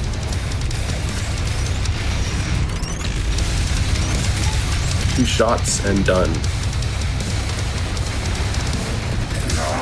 Fun fact about the Pain Elemental, it does have a headshot hitbox. It's the eye. I don't know that.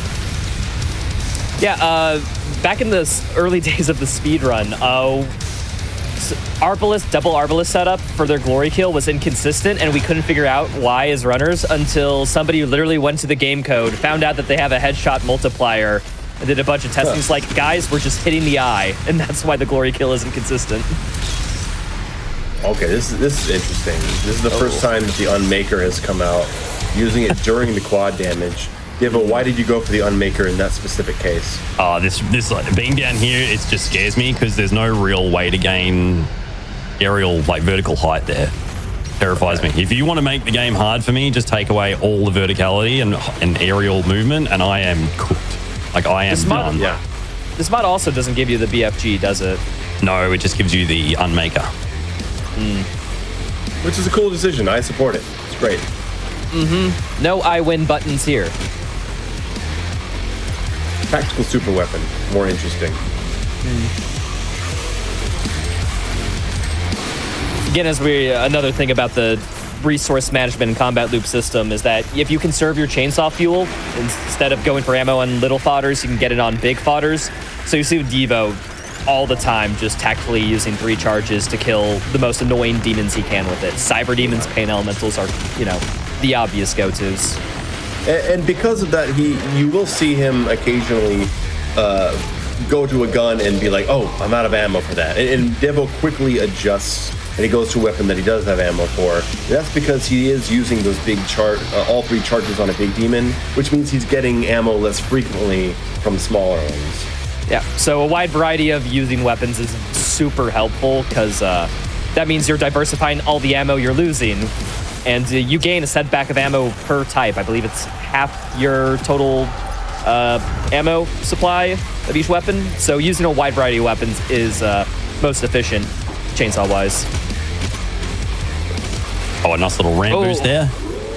There's a little, what's that called? What are those no, that's a called? dash boost. Dash boost. There's so much Yeah, no, that's terminology in this game. Oh, I don't want to get too greedy on that Marauder. Yeah, certain slopes in this game, when you dash off them, they'll remove your dash state just from the interaction with the wall collision. And you can, if you time that at the top of ramps, you can get them quite consistently. And they also work on a lot of other diagonal surfaces. Speedrun uses them all the time. All right, I think we are. That was actually pretty smooth, to be honest. Yeah, very, very good. Yeah, no. Which is good. I needed that confidence boost after the double Marauder Rotunda extravaganza. Oh my gosh. That's my favorite progressive band. The double Marauder Rotunda. Extravaganza. Extravaganza. I saw them at Coachella a couple of years ago. Oh gosh. All right, I think we're about to get teleported to an area in this level called the Isle of Torment. Yeah, we are. So this whole mod takes place in the second level of the base campaign, Exaltia, and you kind of get bounced between 3 different areas in the level. Oh, actually, like half a dozen different areas. I'm being a little bit insincere there. So this is our last arena. How many waves? This one's actually got a few waves behind it, but we will do this a couple of times.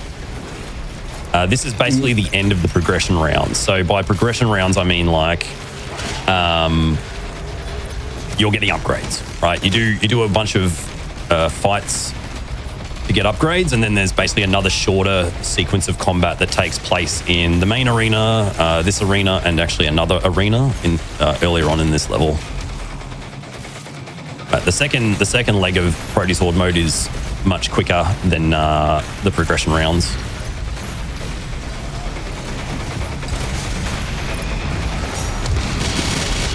You can get some really crazy restacks in this area as well, like because everything just bunches up on you. Yeah, really good. Yeah, I think it's sort of the same design philosophy they have when designing the actual games. As I said, this is like a combat-based game replacement. And all the Doom games have that certain point where it's just like you reach the last mission of the campaign. It's like you don't really care about anything else. It's just you got all your progression and everything. It's just like this is just going to be combat till the end, effectively. And it's going to be combat at the highest level because you have everything equipped, so they can, expect almost everything out of you instead of just account for you to only be powerful in certain ways. And this arena has a nice central choke point as well. So yes. that sequence you saw Devo execute where he got that big restack, I mean, that's not the last time you're going to see that. You're going to see him get many enemies into that tunnel, and when he does, he's going to go all in. Oh gosh! Oh, that's really nice. Buff totem inbounds. Look how fast things can go south. That was literally. I really need to pull my head in now. Yep. Buff totems give every enemy twice the speed, and I think that's the best demonstration I've seen of it. Devo, if you can die that quickly at this point, should you not have saving throw equipped? I will know when death is coming. I'm still relying on the extra lives. You don't have any more. I'll be ready for it when it's coming. Okay. Hey, Devo will accept this challenge. Hey, if Devo says he has it, I believe in him. This guy's a million times better than I am. He still has one-shot protection. You can rely on that first before saving throw. Actually, I will say, usually you can tell when one-shot protection triggers because there'll be a big sound and, big particle effects on the HUD. Zero Master was one of the first people who popularized wait until your one-hit protection goes down and then equipping saving throw. Saved a lot of his 100% UN runs back in the day. Yeah. Really, really like this song. It's from the first Necrovol level. Very, very cool song.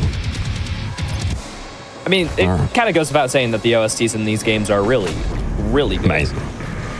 Just very, very special.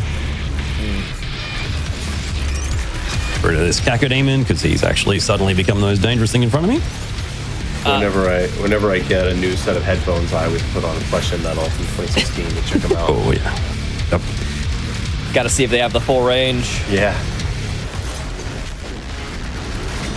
Oh, that was a great sticky bomb into a very high, very vertical meat hook there. Yeah, and from doing that, Devo just has an up high ground position and can Obi-Wan any demon on the low ground, so. Obi-Wan then? Yeah. Yeah, dude. Obi-Wan Kenobi would be the greatest Doom Eternal player because he has the high ground. It's true, he knows how to use the high ground, yeah. He does. Yeah, I'm not going to let that guy But he does think that firearms are uncivilized, so I don't know how long he would make it. Maybe Doom the Dark Ages then. Okay. Okay, says firearms are uncivilized while using an arm made out of fire as a sword. Whatever. Whoa, Caco Demon. Oh! Left center. Oh, gosh. Wow. Echo Bite is ferocious. I get that Died to a big Caco Bite. flame belch. First time I played this game. First time I saw Caco Demon, I was like, oh, wow. The Caco Demon looks really good. Oh, my God. Just bite. That's one Yeah. thing I do like how they keep the same is that the Caco's Bite is one of the most powerful attacks in the game. Like, it does more damage than the Icon of Sin punching you. That's Well, you crazy. shouldn't let him close. If Caco Demon's close, I mean, like, that's your fault. Just love how they can be so cute and ferocious. All right, just cleaning up now. And then we're going to go into a series of waves in the first arena that are, I mean, when this mod first came out, it didn't do a lot for me. But over time, I've grown really fond of it. It's basically, I think it's about 6 waves where it's just the same enemy, but there's about 20 of them. It sounds really silly, but Round 1. oh, whoa. Final round. That's not good. Huh? Did we just have a soft lock? It's meant to teleport me, yeah. Anyway, can you just like no clip to the area or? First round checkpoint, final round checkpoint, ending checkpoint. I don't think I can. Do I just? I could just gamble it and just try the final round checkpoint, maybe. I feel like we have to do the gamble at this point if it's. That's never happened before.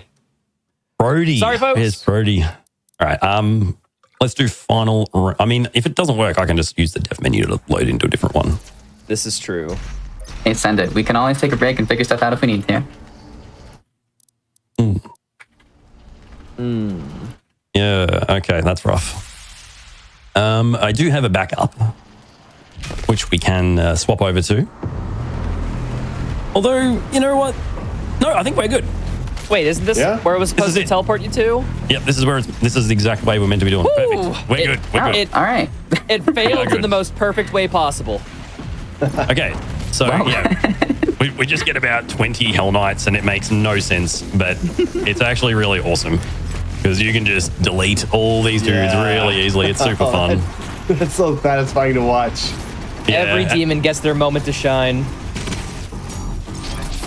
And we can sort of yeet hook around a little bit, come to the other angle, hit it from that side. 20 Revenants dead, yeah, no big deal. I've never even seen this. I've never seen this far in the mod. It's cool.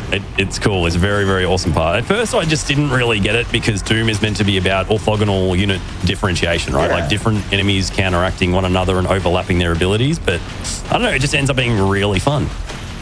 It's, And at the end of the day, a that's what gimmick matters. fight that is just like it feels kind of appropriate because how to put it, an enemy on their own, like a single Arachnotron, isn't really that big of a deal. But like, I don't know how I would react if there's like 30 Arachnotrons. Yeah. Oh, imagine 30 Arachnotrons in the Dark Ages. Oh my gosh. Oh, please. My therapist will hear about that totally. Just imagine Thank God you can one-shot them. The 30 Arachnotron wave isn't real, right, Trout? It can't hurt you. Let's try and get these boys all grouped up if we can. Just for Wait, funsies. does that mean 20 Doom Hunters and 20 Marauders? Nah, it doesn't go that far, thankfully. Okay. Thank you, Proteh. There is a mod called Arch Complex, which is this arena, but every square foot has an arch vial in it, and it's just a giant joke. Wait, how did they bypass like the spawn limit and whatnot? I have no idea. It's ridiculous.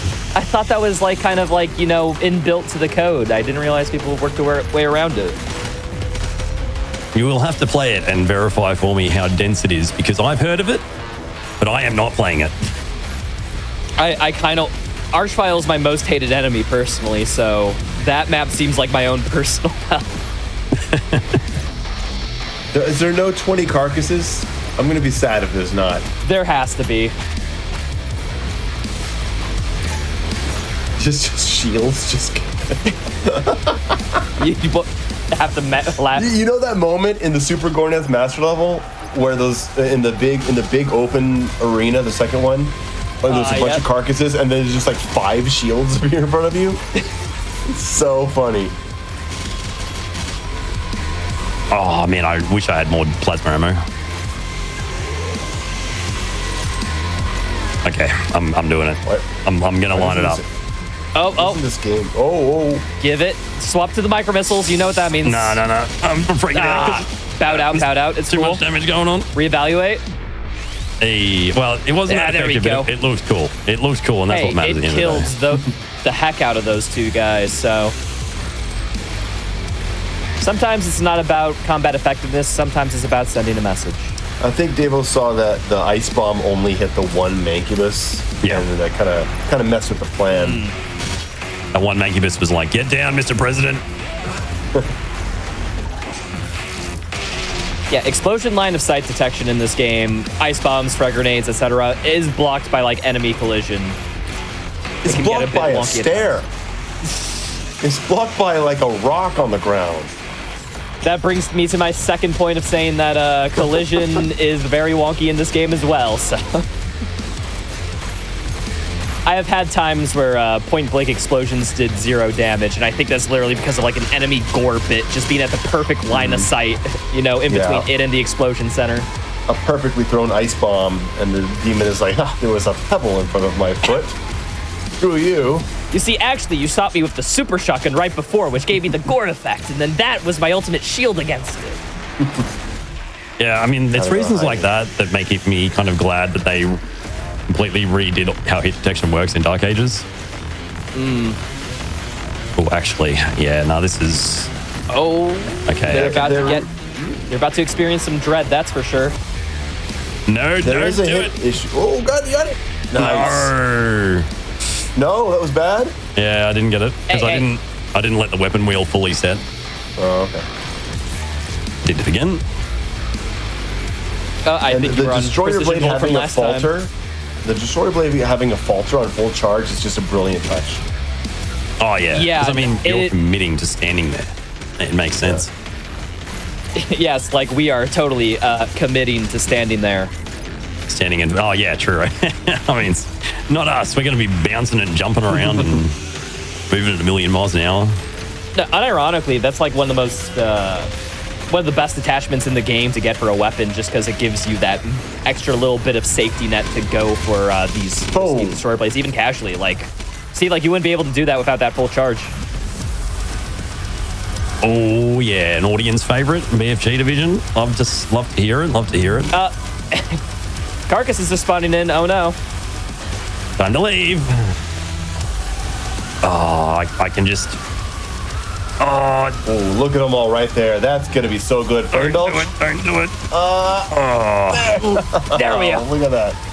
Unironically, so much Prowler was just right beneath Devo, preventing him from hitting the ground and lining that up perfectly. I was clenching that entire time. He was the pet prowler. I was goombaring him. I was standing on his head. Pet Prowler. Isn't that a banned rule in Restricted? It With was echoes? at one point. Okay, there was some speedrun history for you, free of charge. There was this technique you could do where you could jump onto a Caco's head. And then because of its AI, it has no attacks that can hit a target directly above it, but it can change height, so it'll try to chase after you while you're just jumping on its head, giving you infinite height. So good. We so good. banned that in No Major Glitches, or AKA Restricted, for a long time, until we found out that, yeah, no, there's just way better ways of gaining greater height than sitting on a Caco head for a few minutes. Yeah, I have a vague memory of the Caco head sitting. If you watch a lot of Tag 1 speedruns, because there's that Kako auto-scroller phase for the final boss, a lot of runners, just for fun, will do Pet Kako just to, as a little history lesson. I remember when the sequel for this mod came out, Horde Mode 2, there was a sequence that expanded upon that auto-scroller, and Zai, who some of you might remember, he came up with a strat that just involved doing exactly that. Because the whole thing was, it was like a platforming section, but you had to use Kako demons to not fall down. Yep. You had to keep like glory killing them and using them as a meat hook point. And he just decided, yeah, you know what, I don't want to do that. So he just got one of the Kako demons and just stood on its head the whole auto scroller until the timer ran out. It was really smart. Much love to Zai, who is a former 100% speedrun world record holder in this game and absolutely cracked out of his mind for the time he played. Oh, he's the GOAT, man. He is the GOAT. He's, plus a couple other people in the community, revolutionized 100% and how we thought about running it. It's just like the things that he did at the time he did them, I think was just really far ahead of a lot of the rest of the player base. So I have a lot of respect for him. Yeah, all the runners who came from any percent no major glitches or any percent restricted, they, like said, 100% was never the same. And there was a different degree of skill caliber. And it is in a place where it's like, you have to be absolutely cracked out of your mind on literally every aspect of the game to even contend for a world record. Or get within 15 minutes of it, honestly.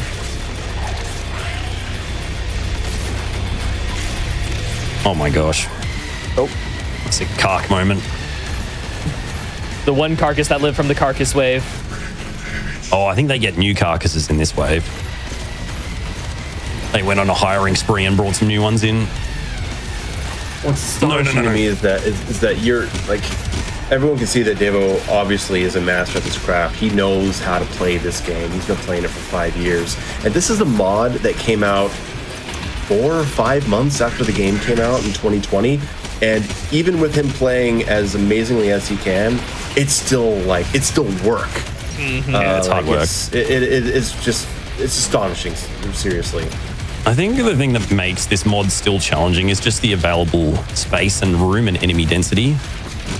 It's really, really easy to just get caught out. You turn a corner and there's some giant demon there. So you definitely and it's not even a randomizer. It's just like it's set. It's still it's just you.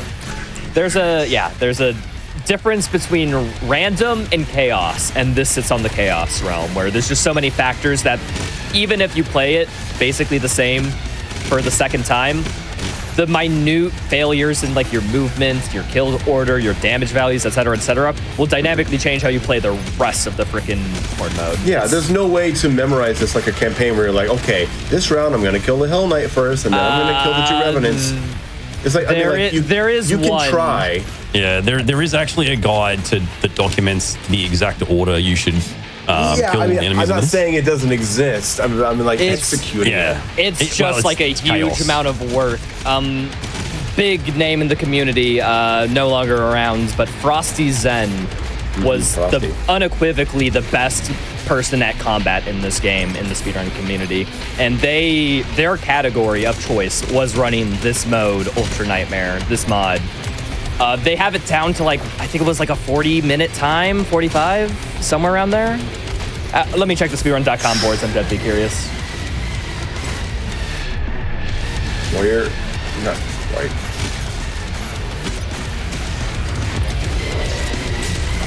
Good iframes on the glory kill there. Yeah, like one of the reasons I don't take Savagery in this run, Savagery is a rune that increases the speed of the glory kill. The reason I don't do that is because I'm basically immune during that time, and whilst I'm in glory kill, my equipment's coming off cooldown. The longer I can be immune with my equipment on cooldown, then effectively higher net time I have where I'm vulnerable, where I can use equipment essentially. That's really smart. Yeah, for the cooldowns, it's just that little fraction more. Huh. Yeah. Just excuse me, gentlemen. Yeah, it's quite useful for managing your grenade uptime, flame belch uptime. Just invulnerable while it's not available. Super handy.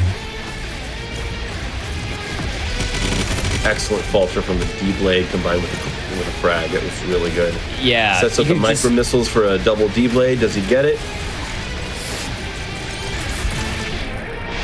I do. Oh, wow. Unlike that. Yeah, on 4 Cyber Demons, that is the best thing you can do, period. For a general rule of thumb in speedrunning, we have it to where if you can hit a demon with a destroyer blade, or excuse me, hit up to 3 demons with a destroyer blade, it is worth it to go for it in a time-wise. And there's 4, and we hit them twice, so I can't tell you what levels of efficiency of damage that is, but it's a lot. This guy's going to teleport on me. Oh, no. Okay. Lucky. Oh, you got him. Normally, if you slobs a Archvile, they can't teleport you from you. They just can't basically move quick enough. I need ammo before I go over here. Is there Thank goodness they gave you an Maker Archvile or Drones. a buff totem? Okay, it's an Archvile. Arch. It's the Archvile wave. Good on Maker on the spawn. Very good. Yeah. I think that's it. There's only 3, I think. I'm pretty sure it's 3. Are you sure there's not one every square meter? Thankfully, no. Oh, wait, there's the 4th one. I can hear him. Hey, mate, how you doing? Okay, You there good? he is. Frag, falter, unmaker, done. Very good. Yeah, because once you get like one of those guaranteed falters, or you get your damage falter, like 2 falters is all you need to kill anything in this game. So if you get 1 guaranteed, you can typically do enough damage to trigger the second one. I mean, we came out of that frost bomb really quickly, so I'm just going to nope out of what I was committing to there with the punch cancelling on the super shotgun. So I don't think we've explained this, but normally if you shoot the super shotty, you've got to wait for it to reload like that. But if you shoot and melee and press the shoot button at the same time, you can just shoot over and over and over really quickly. I was and that going to can be ask, super I haven't handy. seen you do that very much. And I don't like to do it too much in this mod because there's just so many enemies surrounding you all the time. And so if you hard commit to punch cancelling 1 enemy, often you just get lots of damage taken straight It has away. to be, very calculated because you get in close. But a little bit more on punch swapping. It's actually the exact same mechanic as hot swapping, you know, when Devo transfers from the ballista to the precision bolt, etc. It's the same reason punch canceling works. The game considers your fist a weapon for the purposes of any weapon swaps. So if you're currently in a punch animation and then hit the heavy cannon key, the game interprets that as swapping from your fist to your precision bolt and then resets the cooldown. one of those things that took forever to find, and if it were in the Dark Ages, we would have found it in a week because we've evolved as a community. But I don't like to, hard commit to the one pain elemental there. I'll generally kind of rotate Arbalest pinging one of them and then the other one. And the reason for doing that is because I actually kind of get some stun on them from the Arbalest ping, which means they can't hit me while I'm dealing with the other one. So I'm swapping targets to take advantage of the falter state from doing direct damage to the enemy. If I just focused on one of them, then the other one would attack me. You know what? I'm just going to do this because I feel like it. Bam. Give him the old Argent fly swatter. Good blood punch on the back of the pinky there. Wow. Also, I don't think we need to explain the Crucible. That's just a free one-shot on an enemy. Whatever enemy that's most annoying, typically. Probably shouldn't have done that, but that's okay. I forget, do you find Crucible charges throughout Horde mode, or do you just only have three? It will give them to you at set points in time during the mod. Ooh, good Destroyer Blade right there, and then setting up at another corner to hit the ones that came after.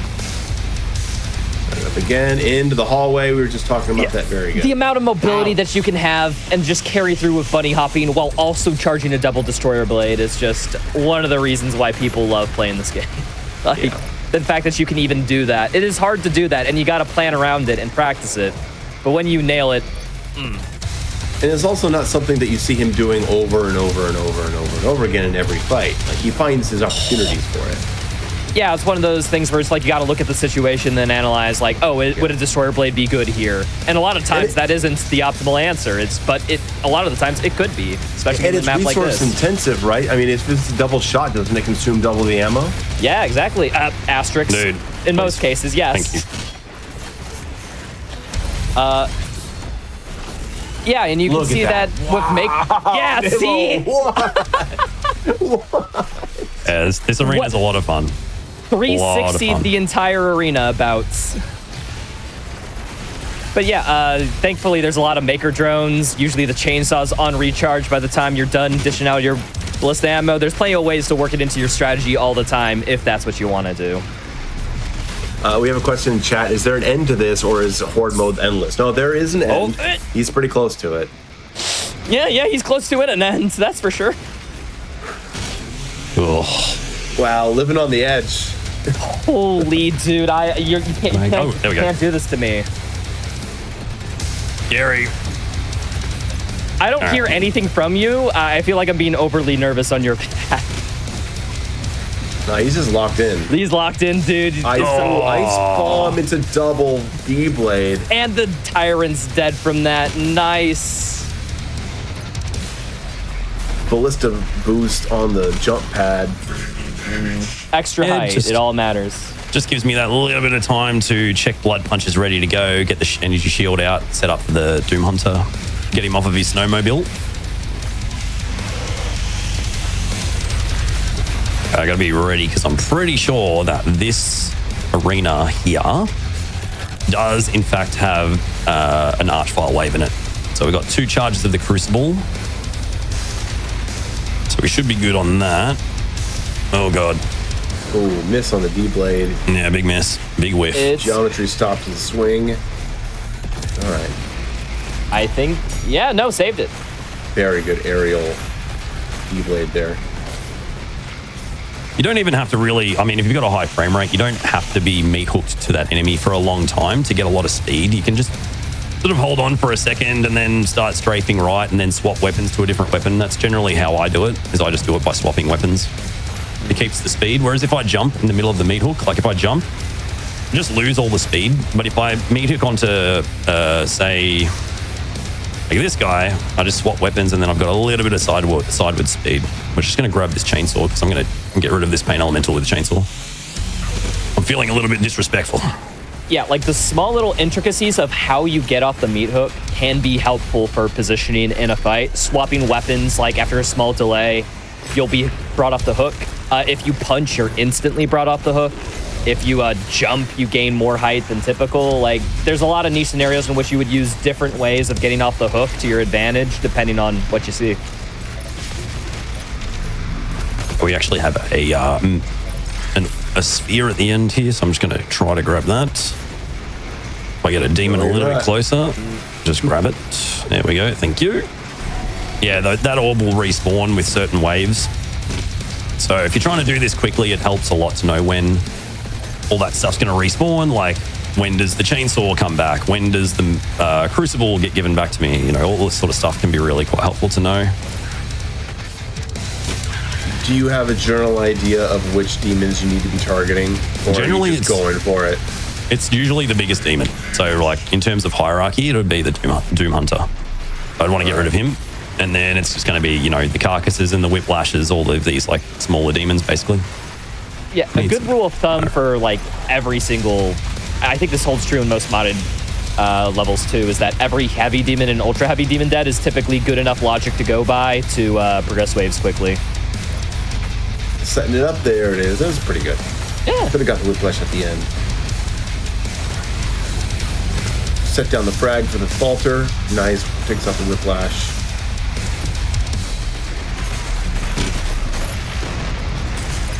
And at this point, I think it's just clean up till the next wave. Yeah, it's feeling a chainsaw. There it is. Yeah, you always try to get your stack back before you start the next wave. It just applies to any kind of Doom Eternal gameplay. If you're playing the base campaign, if you know the fight's about to end, try and restack before you consciously start the next one. It's a crucial lesson to learn as a beginner. Chainsaw at the end of a fight.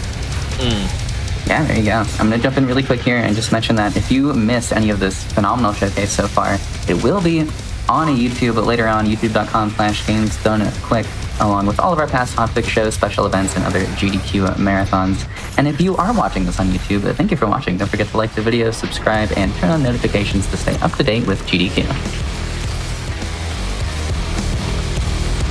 Okay, I don't even want to talk. Meat Hook just kicked in, honestly. I'm not going to lie, you know, I really like the Dark Ages soundtrack. Yeah, this is the only thing that fears you.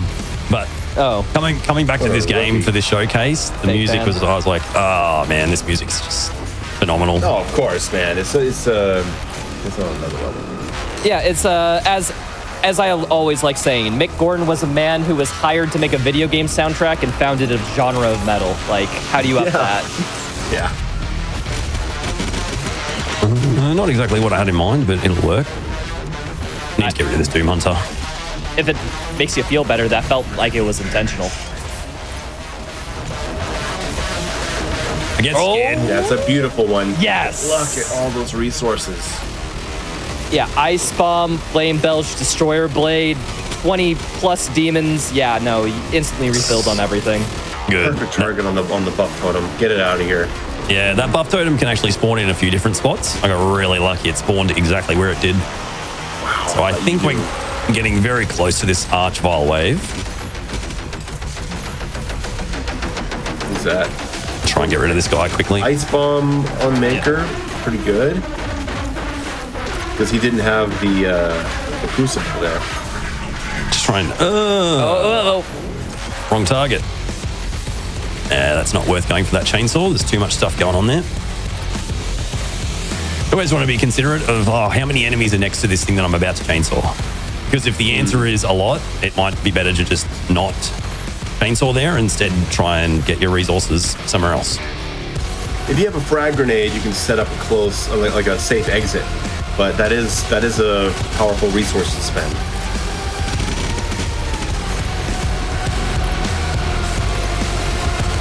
No, that's not what I wanted to do.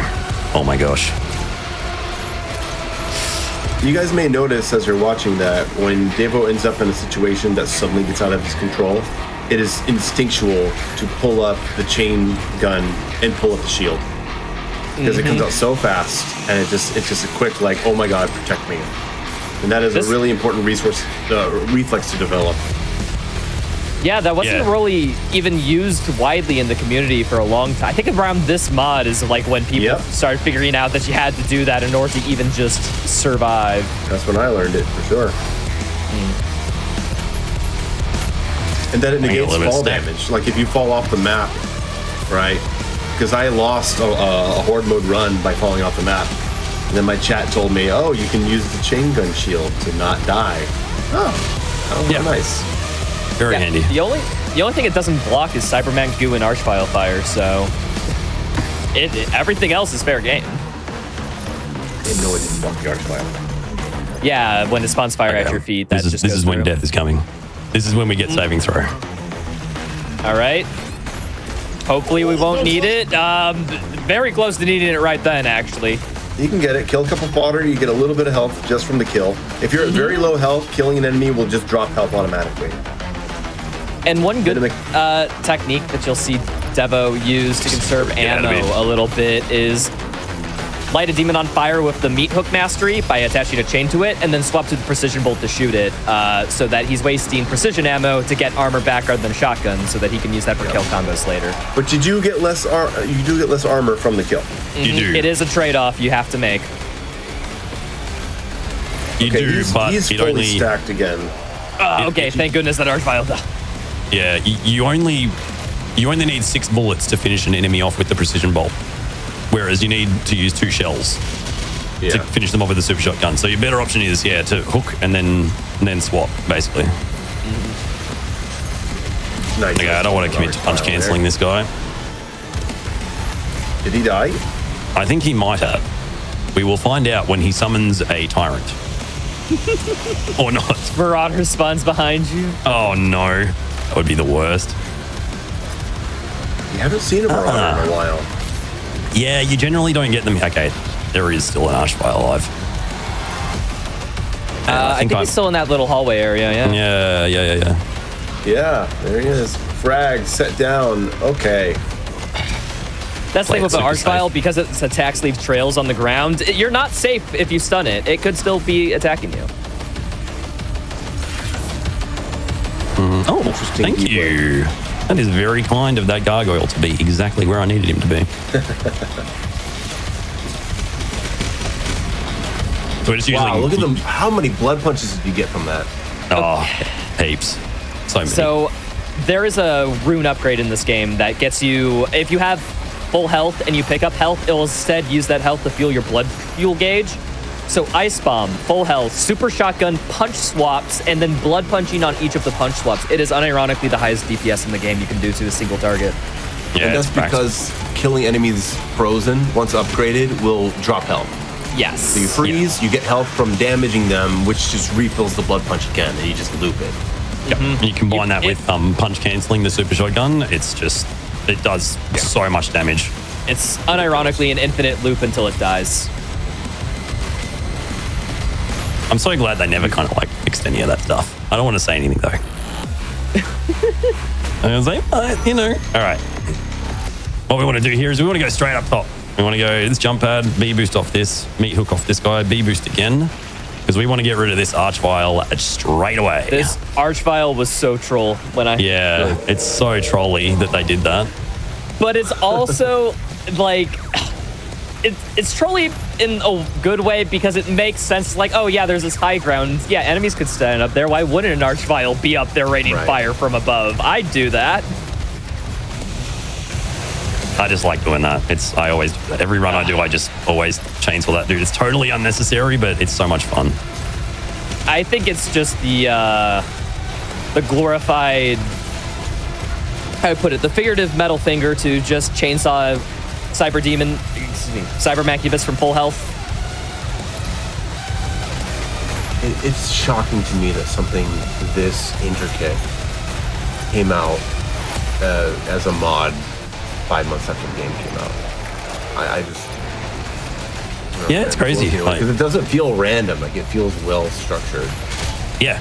No, Proteh and Solar did a really good job with this mod. It's still, to me, one of the best mods for this game. It's just, as someone who really loves the combat, it is amazing.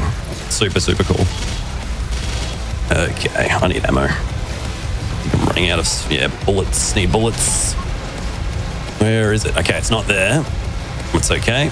We'll get a bit of speed and we'll go over this side of the room. There it is. Beautiful. See, using some of the meat hook tech, you can just see how you can go from one side of the arena to literally the next in a blink. And that's super useful for, I'm gonna put high priority targets like the buff totem. Oh, I don't have blood punch. No, I do. Oh, You get all those enemies in like a tiny little choke point like that. You can just get rid of them with the Unmaker. I would have just gotten out of there, but... Yeah, I am trying to make more of an effort to use the Unmaker. Just for my own sanity, more than anything.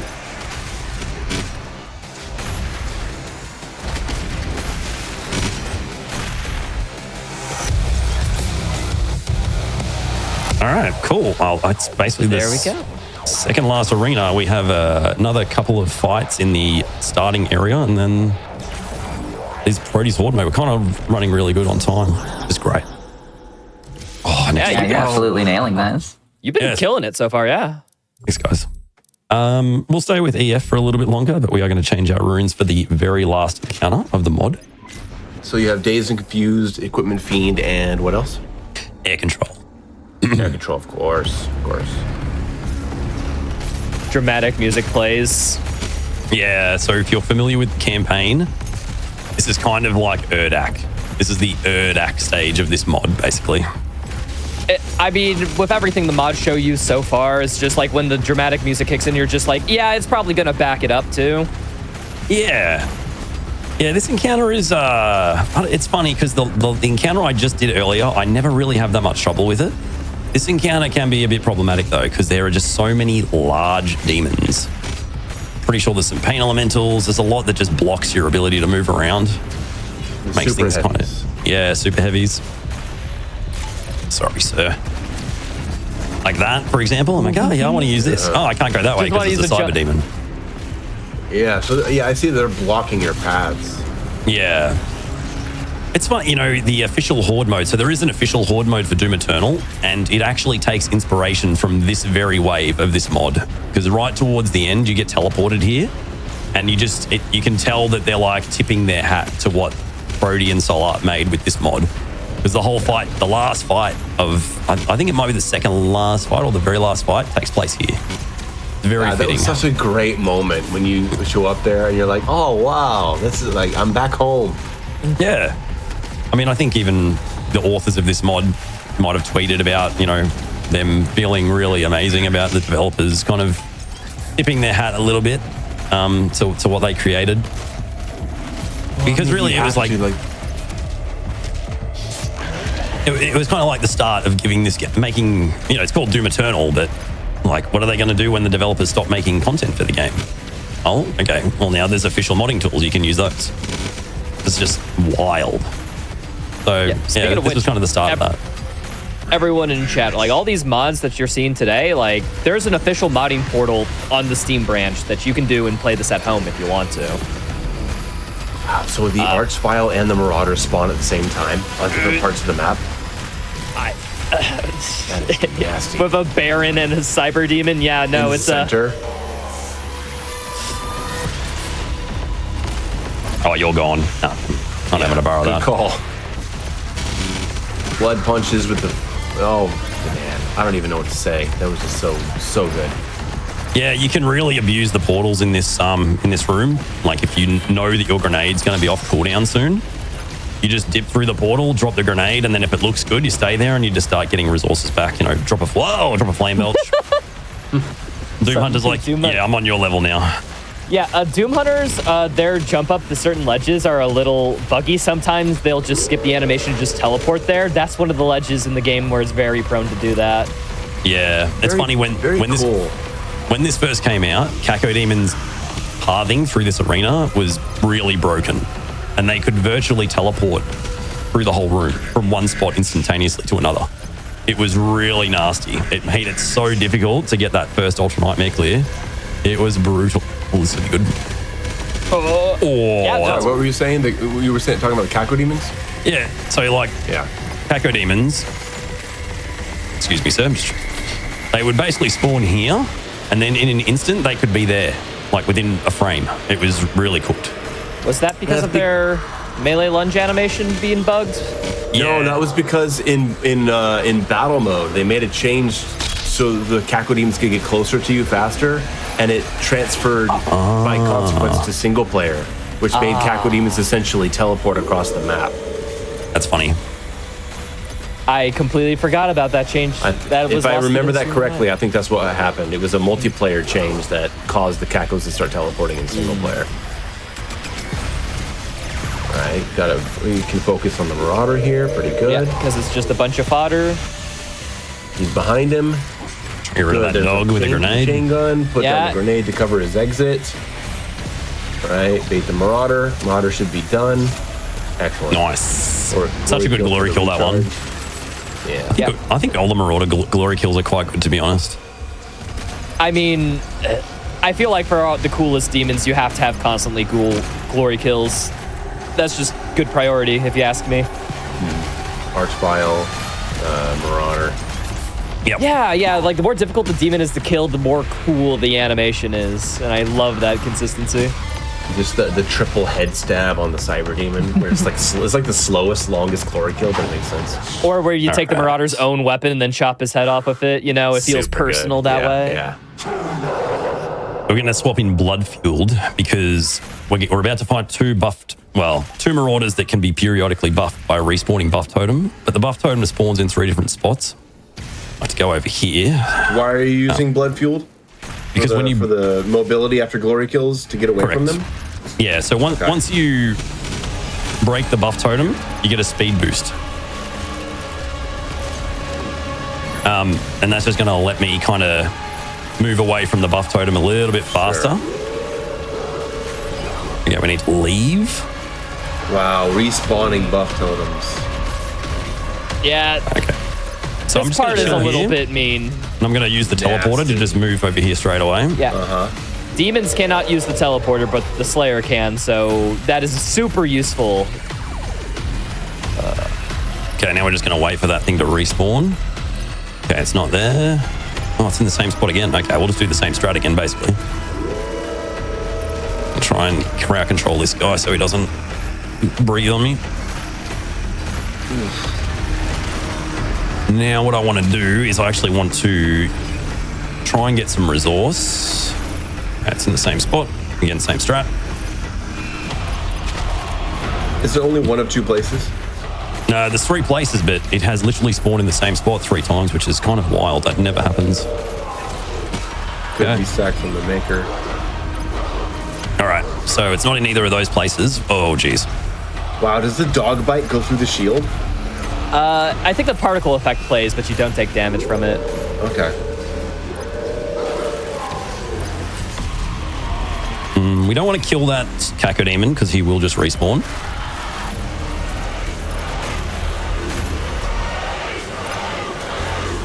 Down here, man. There you go. There we go. There's Okay, one. one of them down. Oh, no! Oh, that was terrible. Okay. That's not there. unfortunate. It must be The here. energy shield has 2,500 health compared to the Slayer's, or excuse me, 1,500 health compared to the Slayer's, 350? Yeah. And it was instantly taken down by that Cacodemon. That's how much damage they do. So one other thing I'm trying to do here is I'm trying to single tap dash. So I'm not using both dashes straight away because I'll actually get net less speed, movement speed. And you can find yourself in a position where you need to dash and you have none because you've already spent both. Yeah. We're going to have to do that because we need a bit more movement to get over here. Beautiful. Try and CC this Cacodemon. Now it's just me and you, buddy. Bam, bam, Oh, bam, bam. and your friend. I'll I head over noticed that here. you almost never lay down a frag grenade in your Marauder combos to refalter him for more damage. Why is that, Devo? I guess it's just not a habit I have, right? Like, it's not a bad thing. It's probably be a really good thing to be able to do, but I just don't do it. Okay. I think it objectively would be a great thing to do, though, yeah. Yeah, Excuse me, sir? a lot of Marauder combos to kill them in one cycle of their green eye flashes rely on that grenade guaranteed falter. Okay, there's one Marauder left, but we're not going to get super greedy. We're just going to chill here. Oh, nice. Very nice. Lucky spawn there. Keep this guy crowd controlled.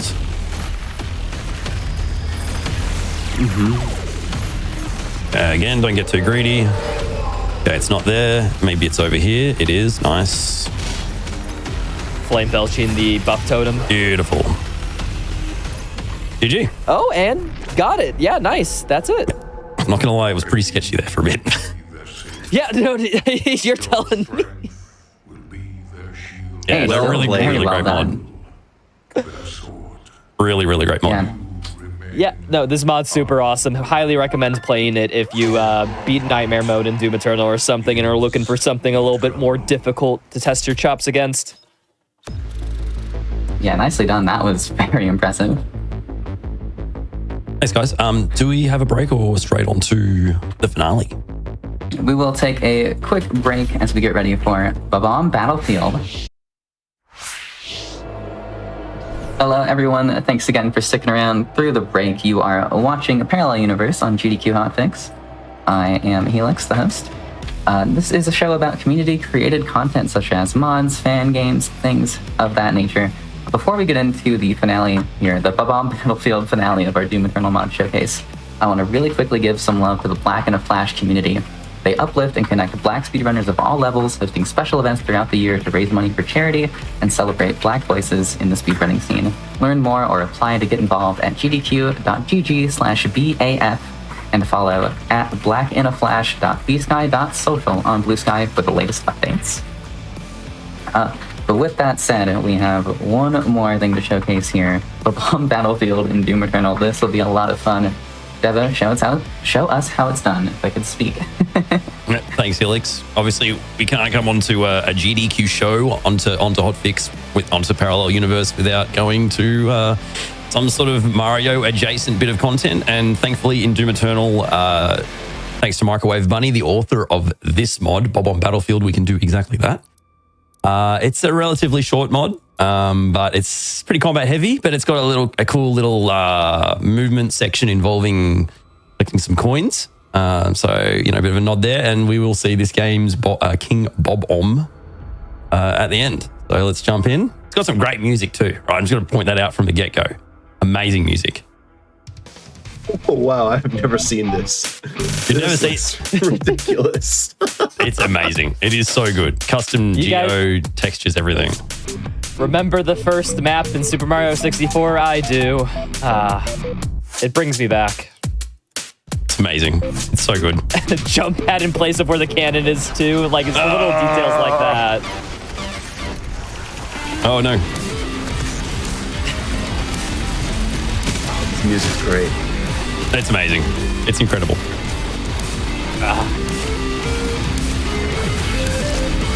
Gotta just love a metal rendition of the game soundtrack to go with it.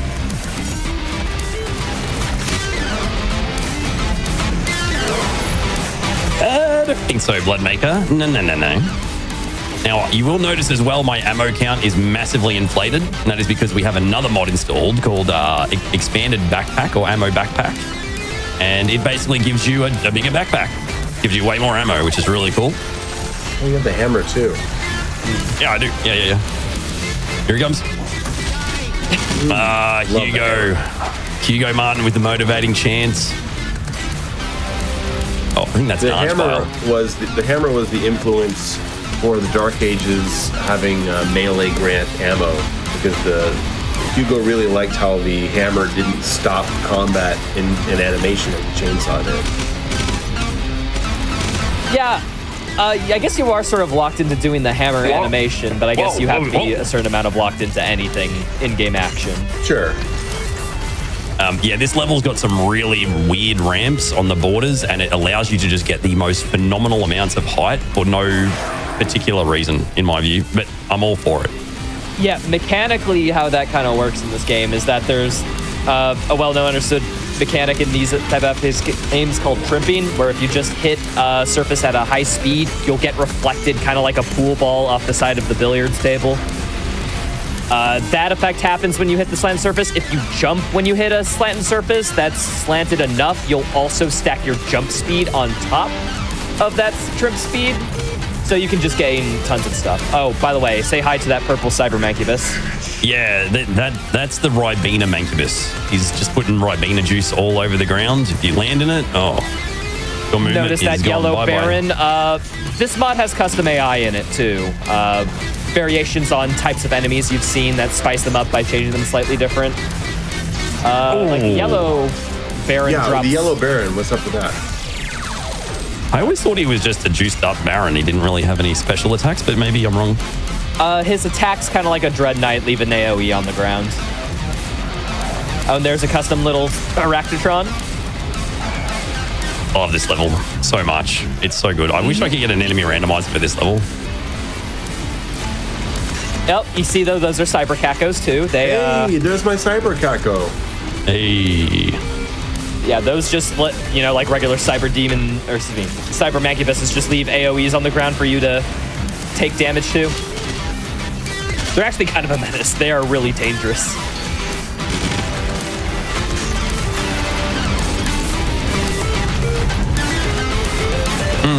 I need to get out of here. This is not good for business. See you guys. A great part about the flat landscape of this map is that you can truly see when the Horde is encroaching, Yeah, unlike Proteh's Horde mode, you turn a corner and there's 5 demons there and you died. It's really good and you can see everything all at the same time. Yeah, but because this level is so open, that means they're able to put in way much more harder demons to compensate for that. It's definitely not an easy mod, but it's, I think, reasonable. I don't think it's crazy hard. I mean, even a Doom Eternal person who plays quite often will still spend a couple hours with this casually. Yes. And if you're me, you'll spend about an hour trying to do the coin collection bit because you're so bad at it. Stop it. Oh, it's a big tentacle. Oh, Mojo's here. Yes, I love it. That's not King Bob-omb. Nah, that's not King Bob-omb. And he's in such an awkward place. Yeah. Awkward? I don't know. I feel like that place is just right for him. Yeah. Like, where else would you put a giant tentacle on this map? That feels appropriate to me.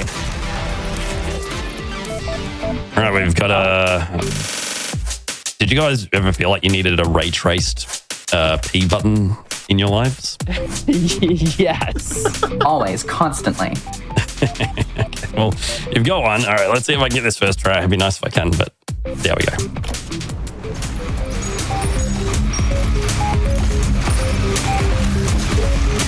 What is it? You just got to get all the coins Yeah, in a you row? gotta get all the coins. There's demons in your way. Oh, that's great. If you takes too slow on the combat or get stopped too often, you will not get enough coins and you'll have to redo the section. The pinky said to run straight at you. That's great. The tentacles in your way, perfectly in the path of the coins. Oh, the doing this tempo race of the music legit, is not going going higher for and the higher. warp. I think he's got it. He's got it, right? Yeah, there's the warp. In this one. Oh, it's going to be close. Oh, it's... With the ballista boost. Oh, the tentacles. No. No. The tentacles might have done it. Oh, nah, just barely. Got them all. I was clenching. Yeah, I always struggle with that big time. All right, we get a super stick with a star. That's nice. Not 100 shinies, but it's one. All right, let's get rid of the archball first. See you, mate. And you get to see more of the custom AI that would normally be, like, take approximately 5 tons of bullets to kill. You'll get to see one of them killed that way, I suppose. And now it's phase 2 of even more unhinged combat. Yeah, I don't know if this wave is as long as the first one, to be honest. It's definitely pound for pound harder. Oh, no. Oh, that was my way out. You had to Jump pad was jinx there.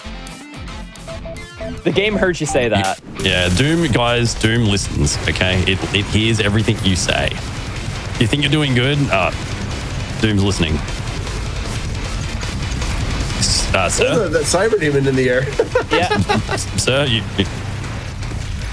Doom checks whatever level your ego is at and then says, let's knock that down a few notches.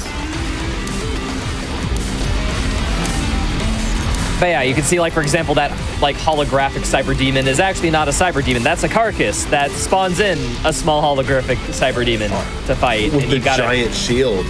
Yeah. I love it. What you can do with custom AI in this game is really good. One of my favorite mods for this game is a mod called Kaiser Campaign, which basically does the whole Eternal base campaign, but adds in all these custom entities, spins on encounters, and all stuff like that. Well, Kaiser was the guy that made the cyber Kako work. Yes.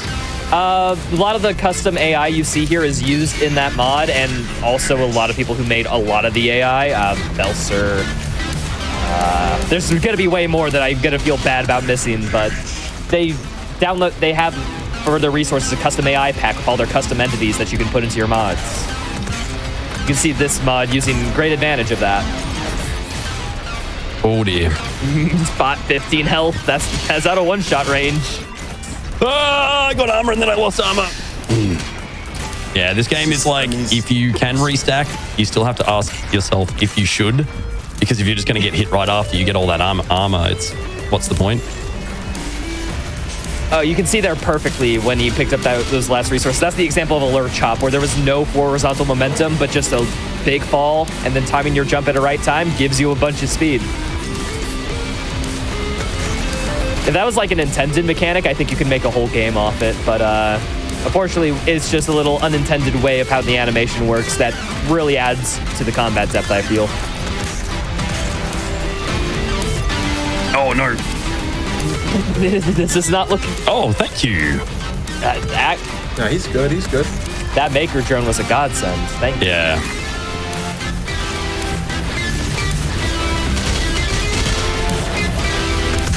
I really need to get rid of this Baron.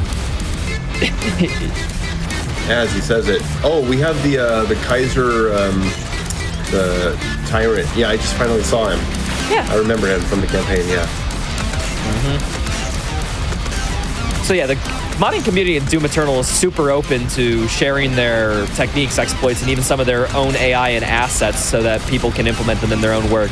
Eternal modding scene is really good in terms of like a landscape to explore in. Both as a modder and I feel as somebody who just likes playing these games casually.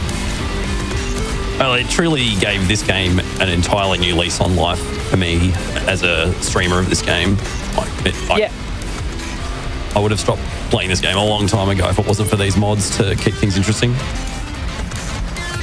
Yeah, and it's like you can always keep a pulse on the modding scene to see when somebody's releasing their. Oh, dude, I can't believe I just done it. Man. All right, I'm gonna have to pull the dad card, guys. I'm gonna use the BFG. All right, look, if you're a parental unit, you're allowed to use the BFG at least once a day. All right. That's a long checkpoint. It is.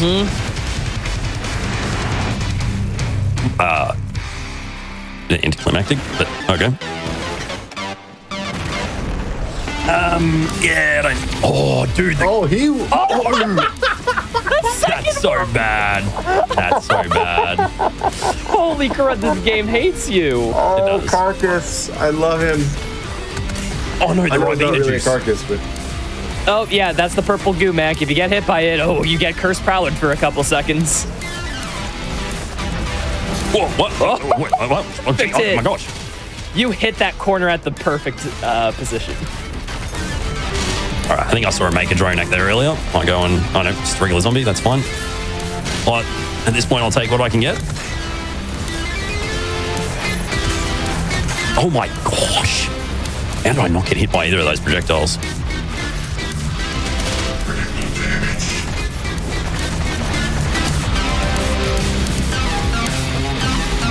So those blue Maker drones, you have to blood punch them to break their armor, and then you can headshot them. They're like you have to? There's no other way to break them down? I'm pretty sure there is not, no.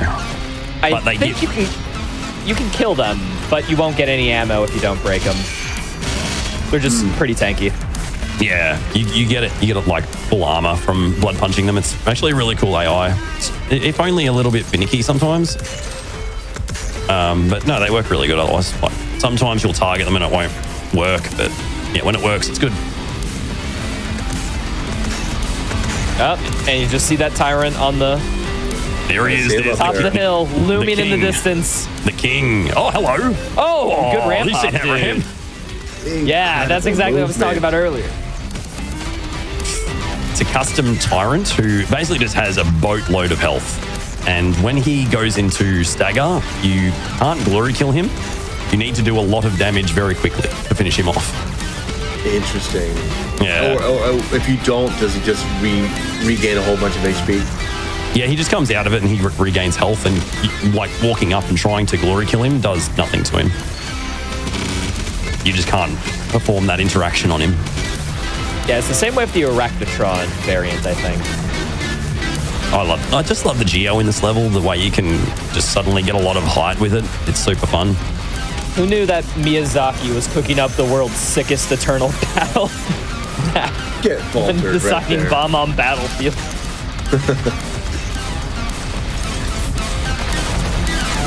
You guys see that microwave beam explosion on a spirit caused the Hell Knight to falter.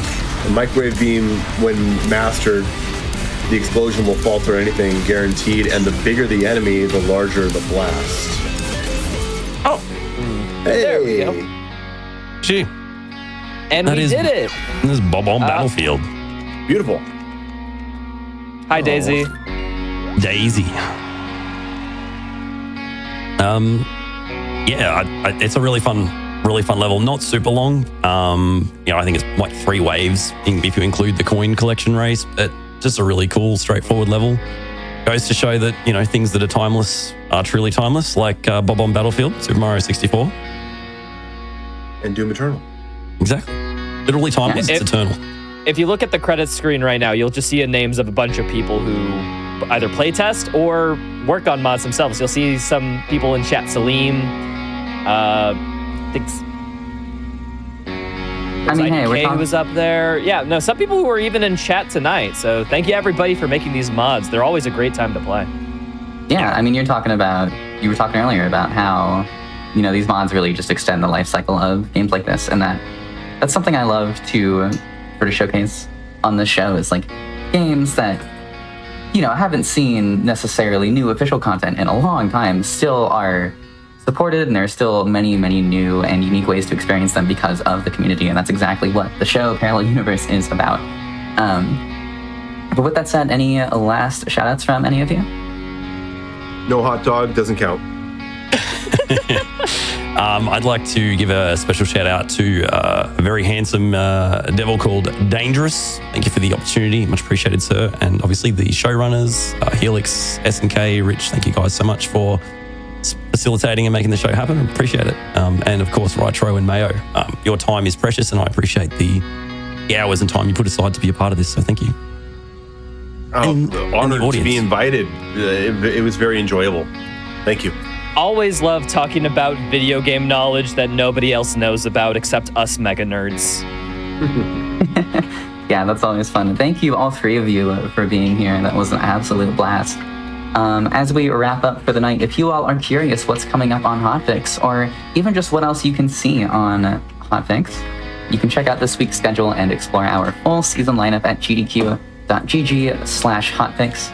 If you missed out on the show before this, Do All the Things, which had Super Mario Sunshine 120 Shines, excellent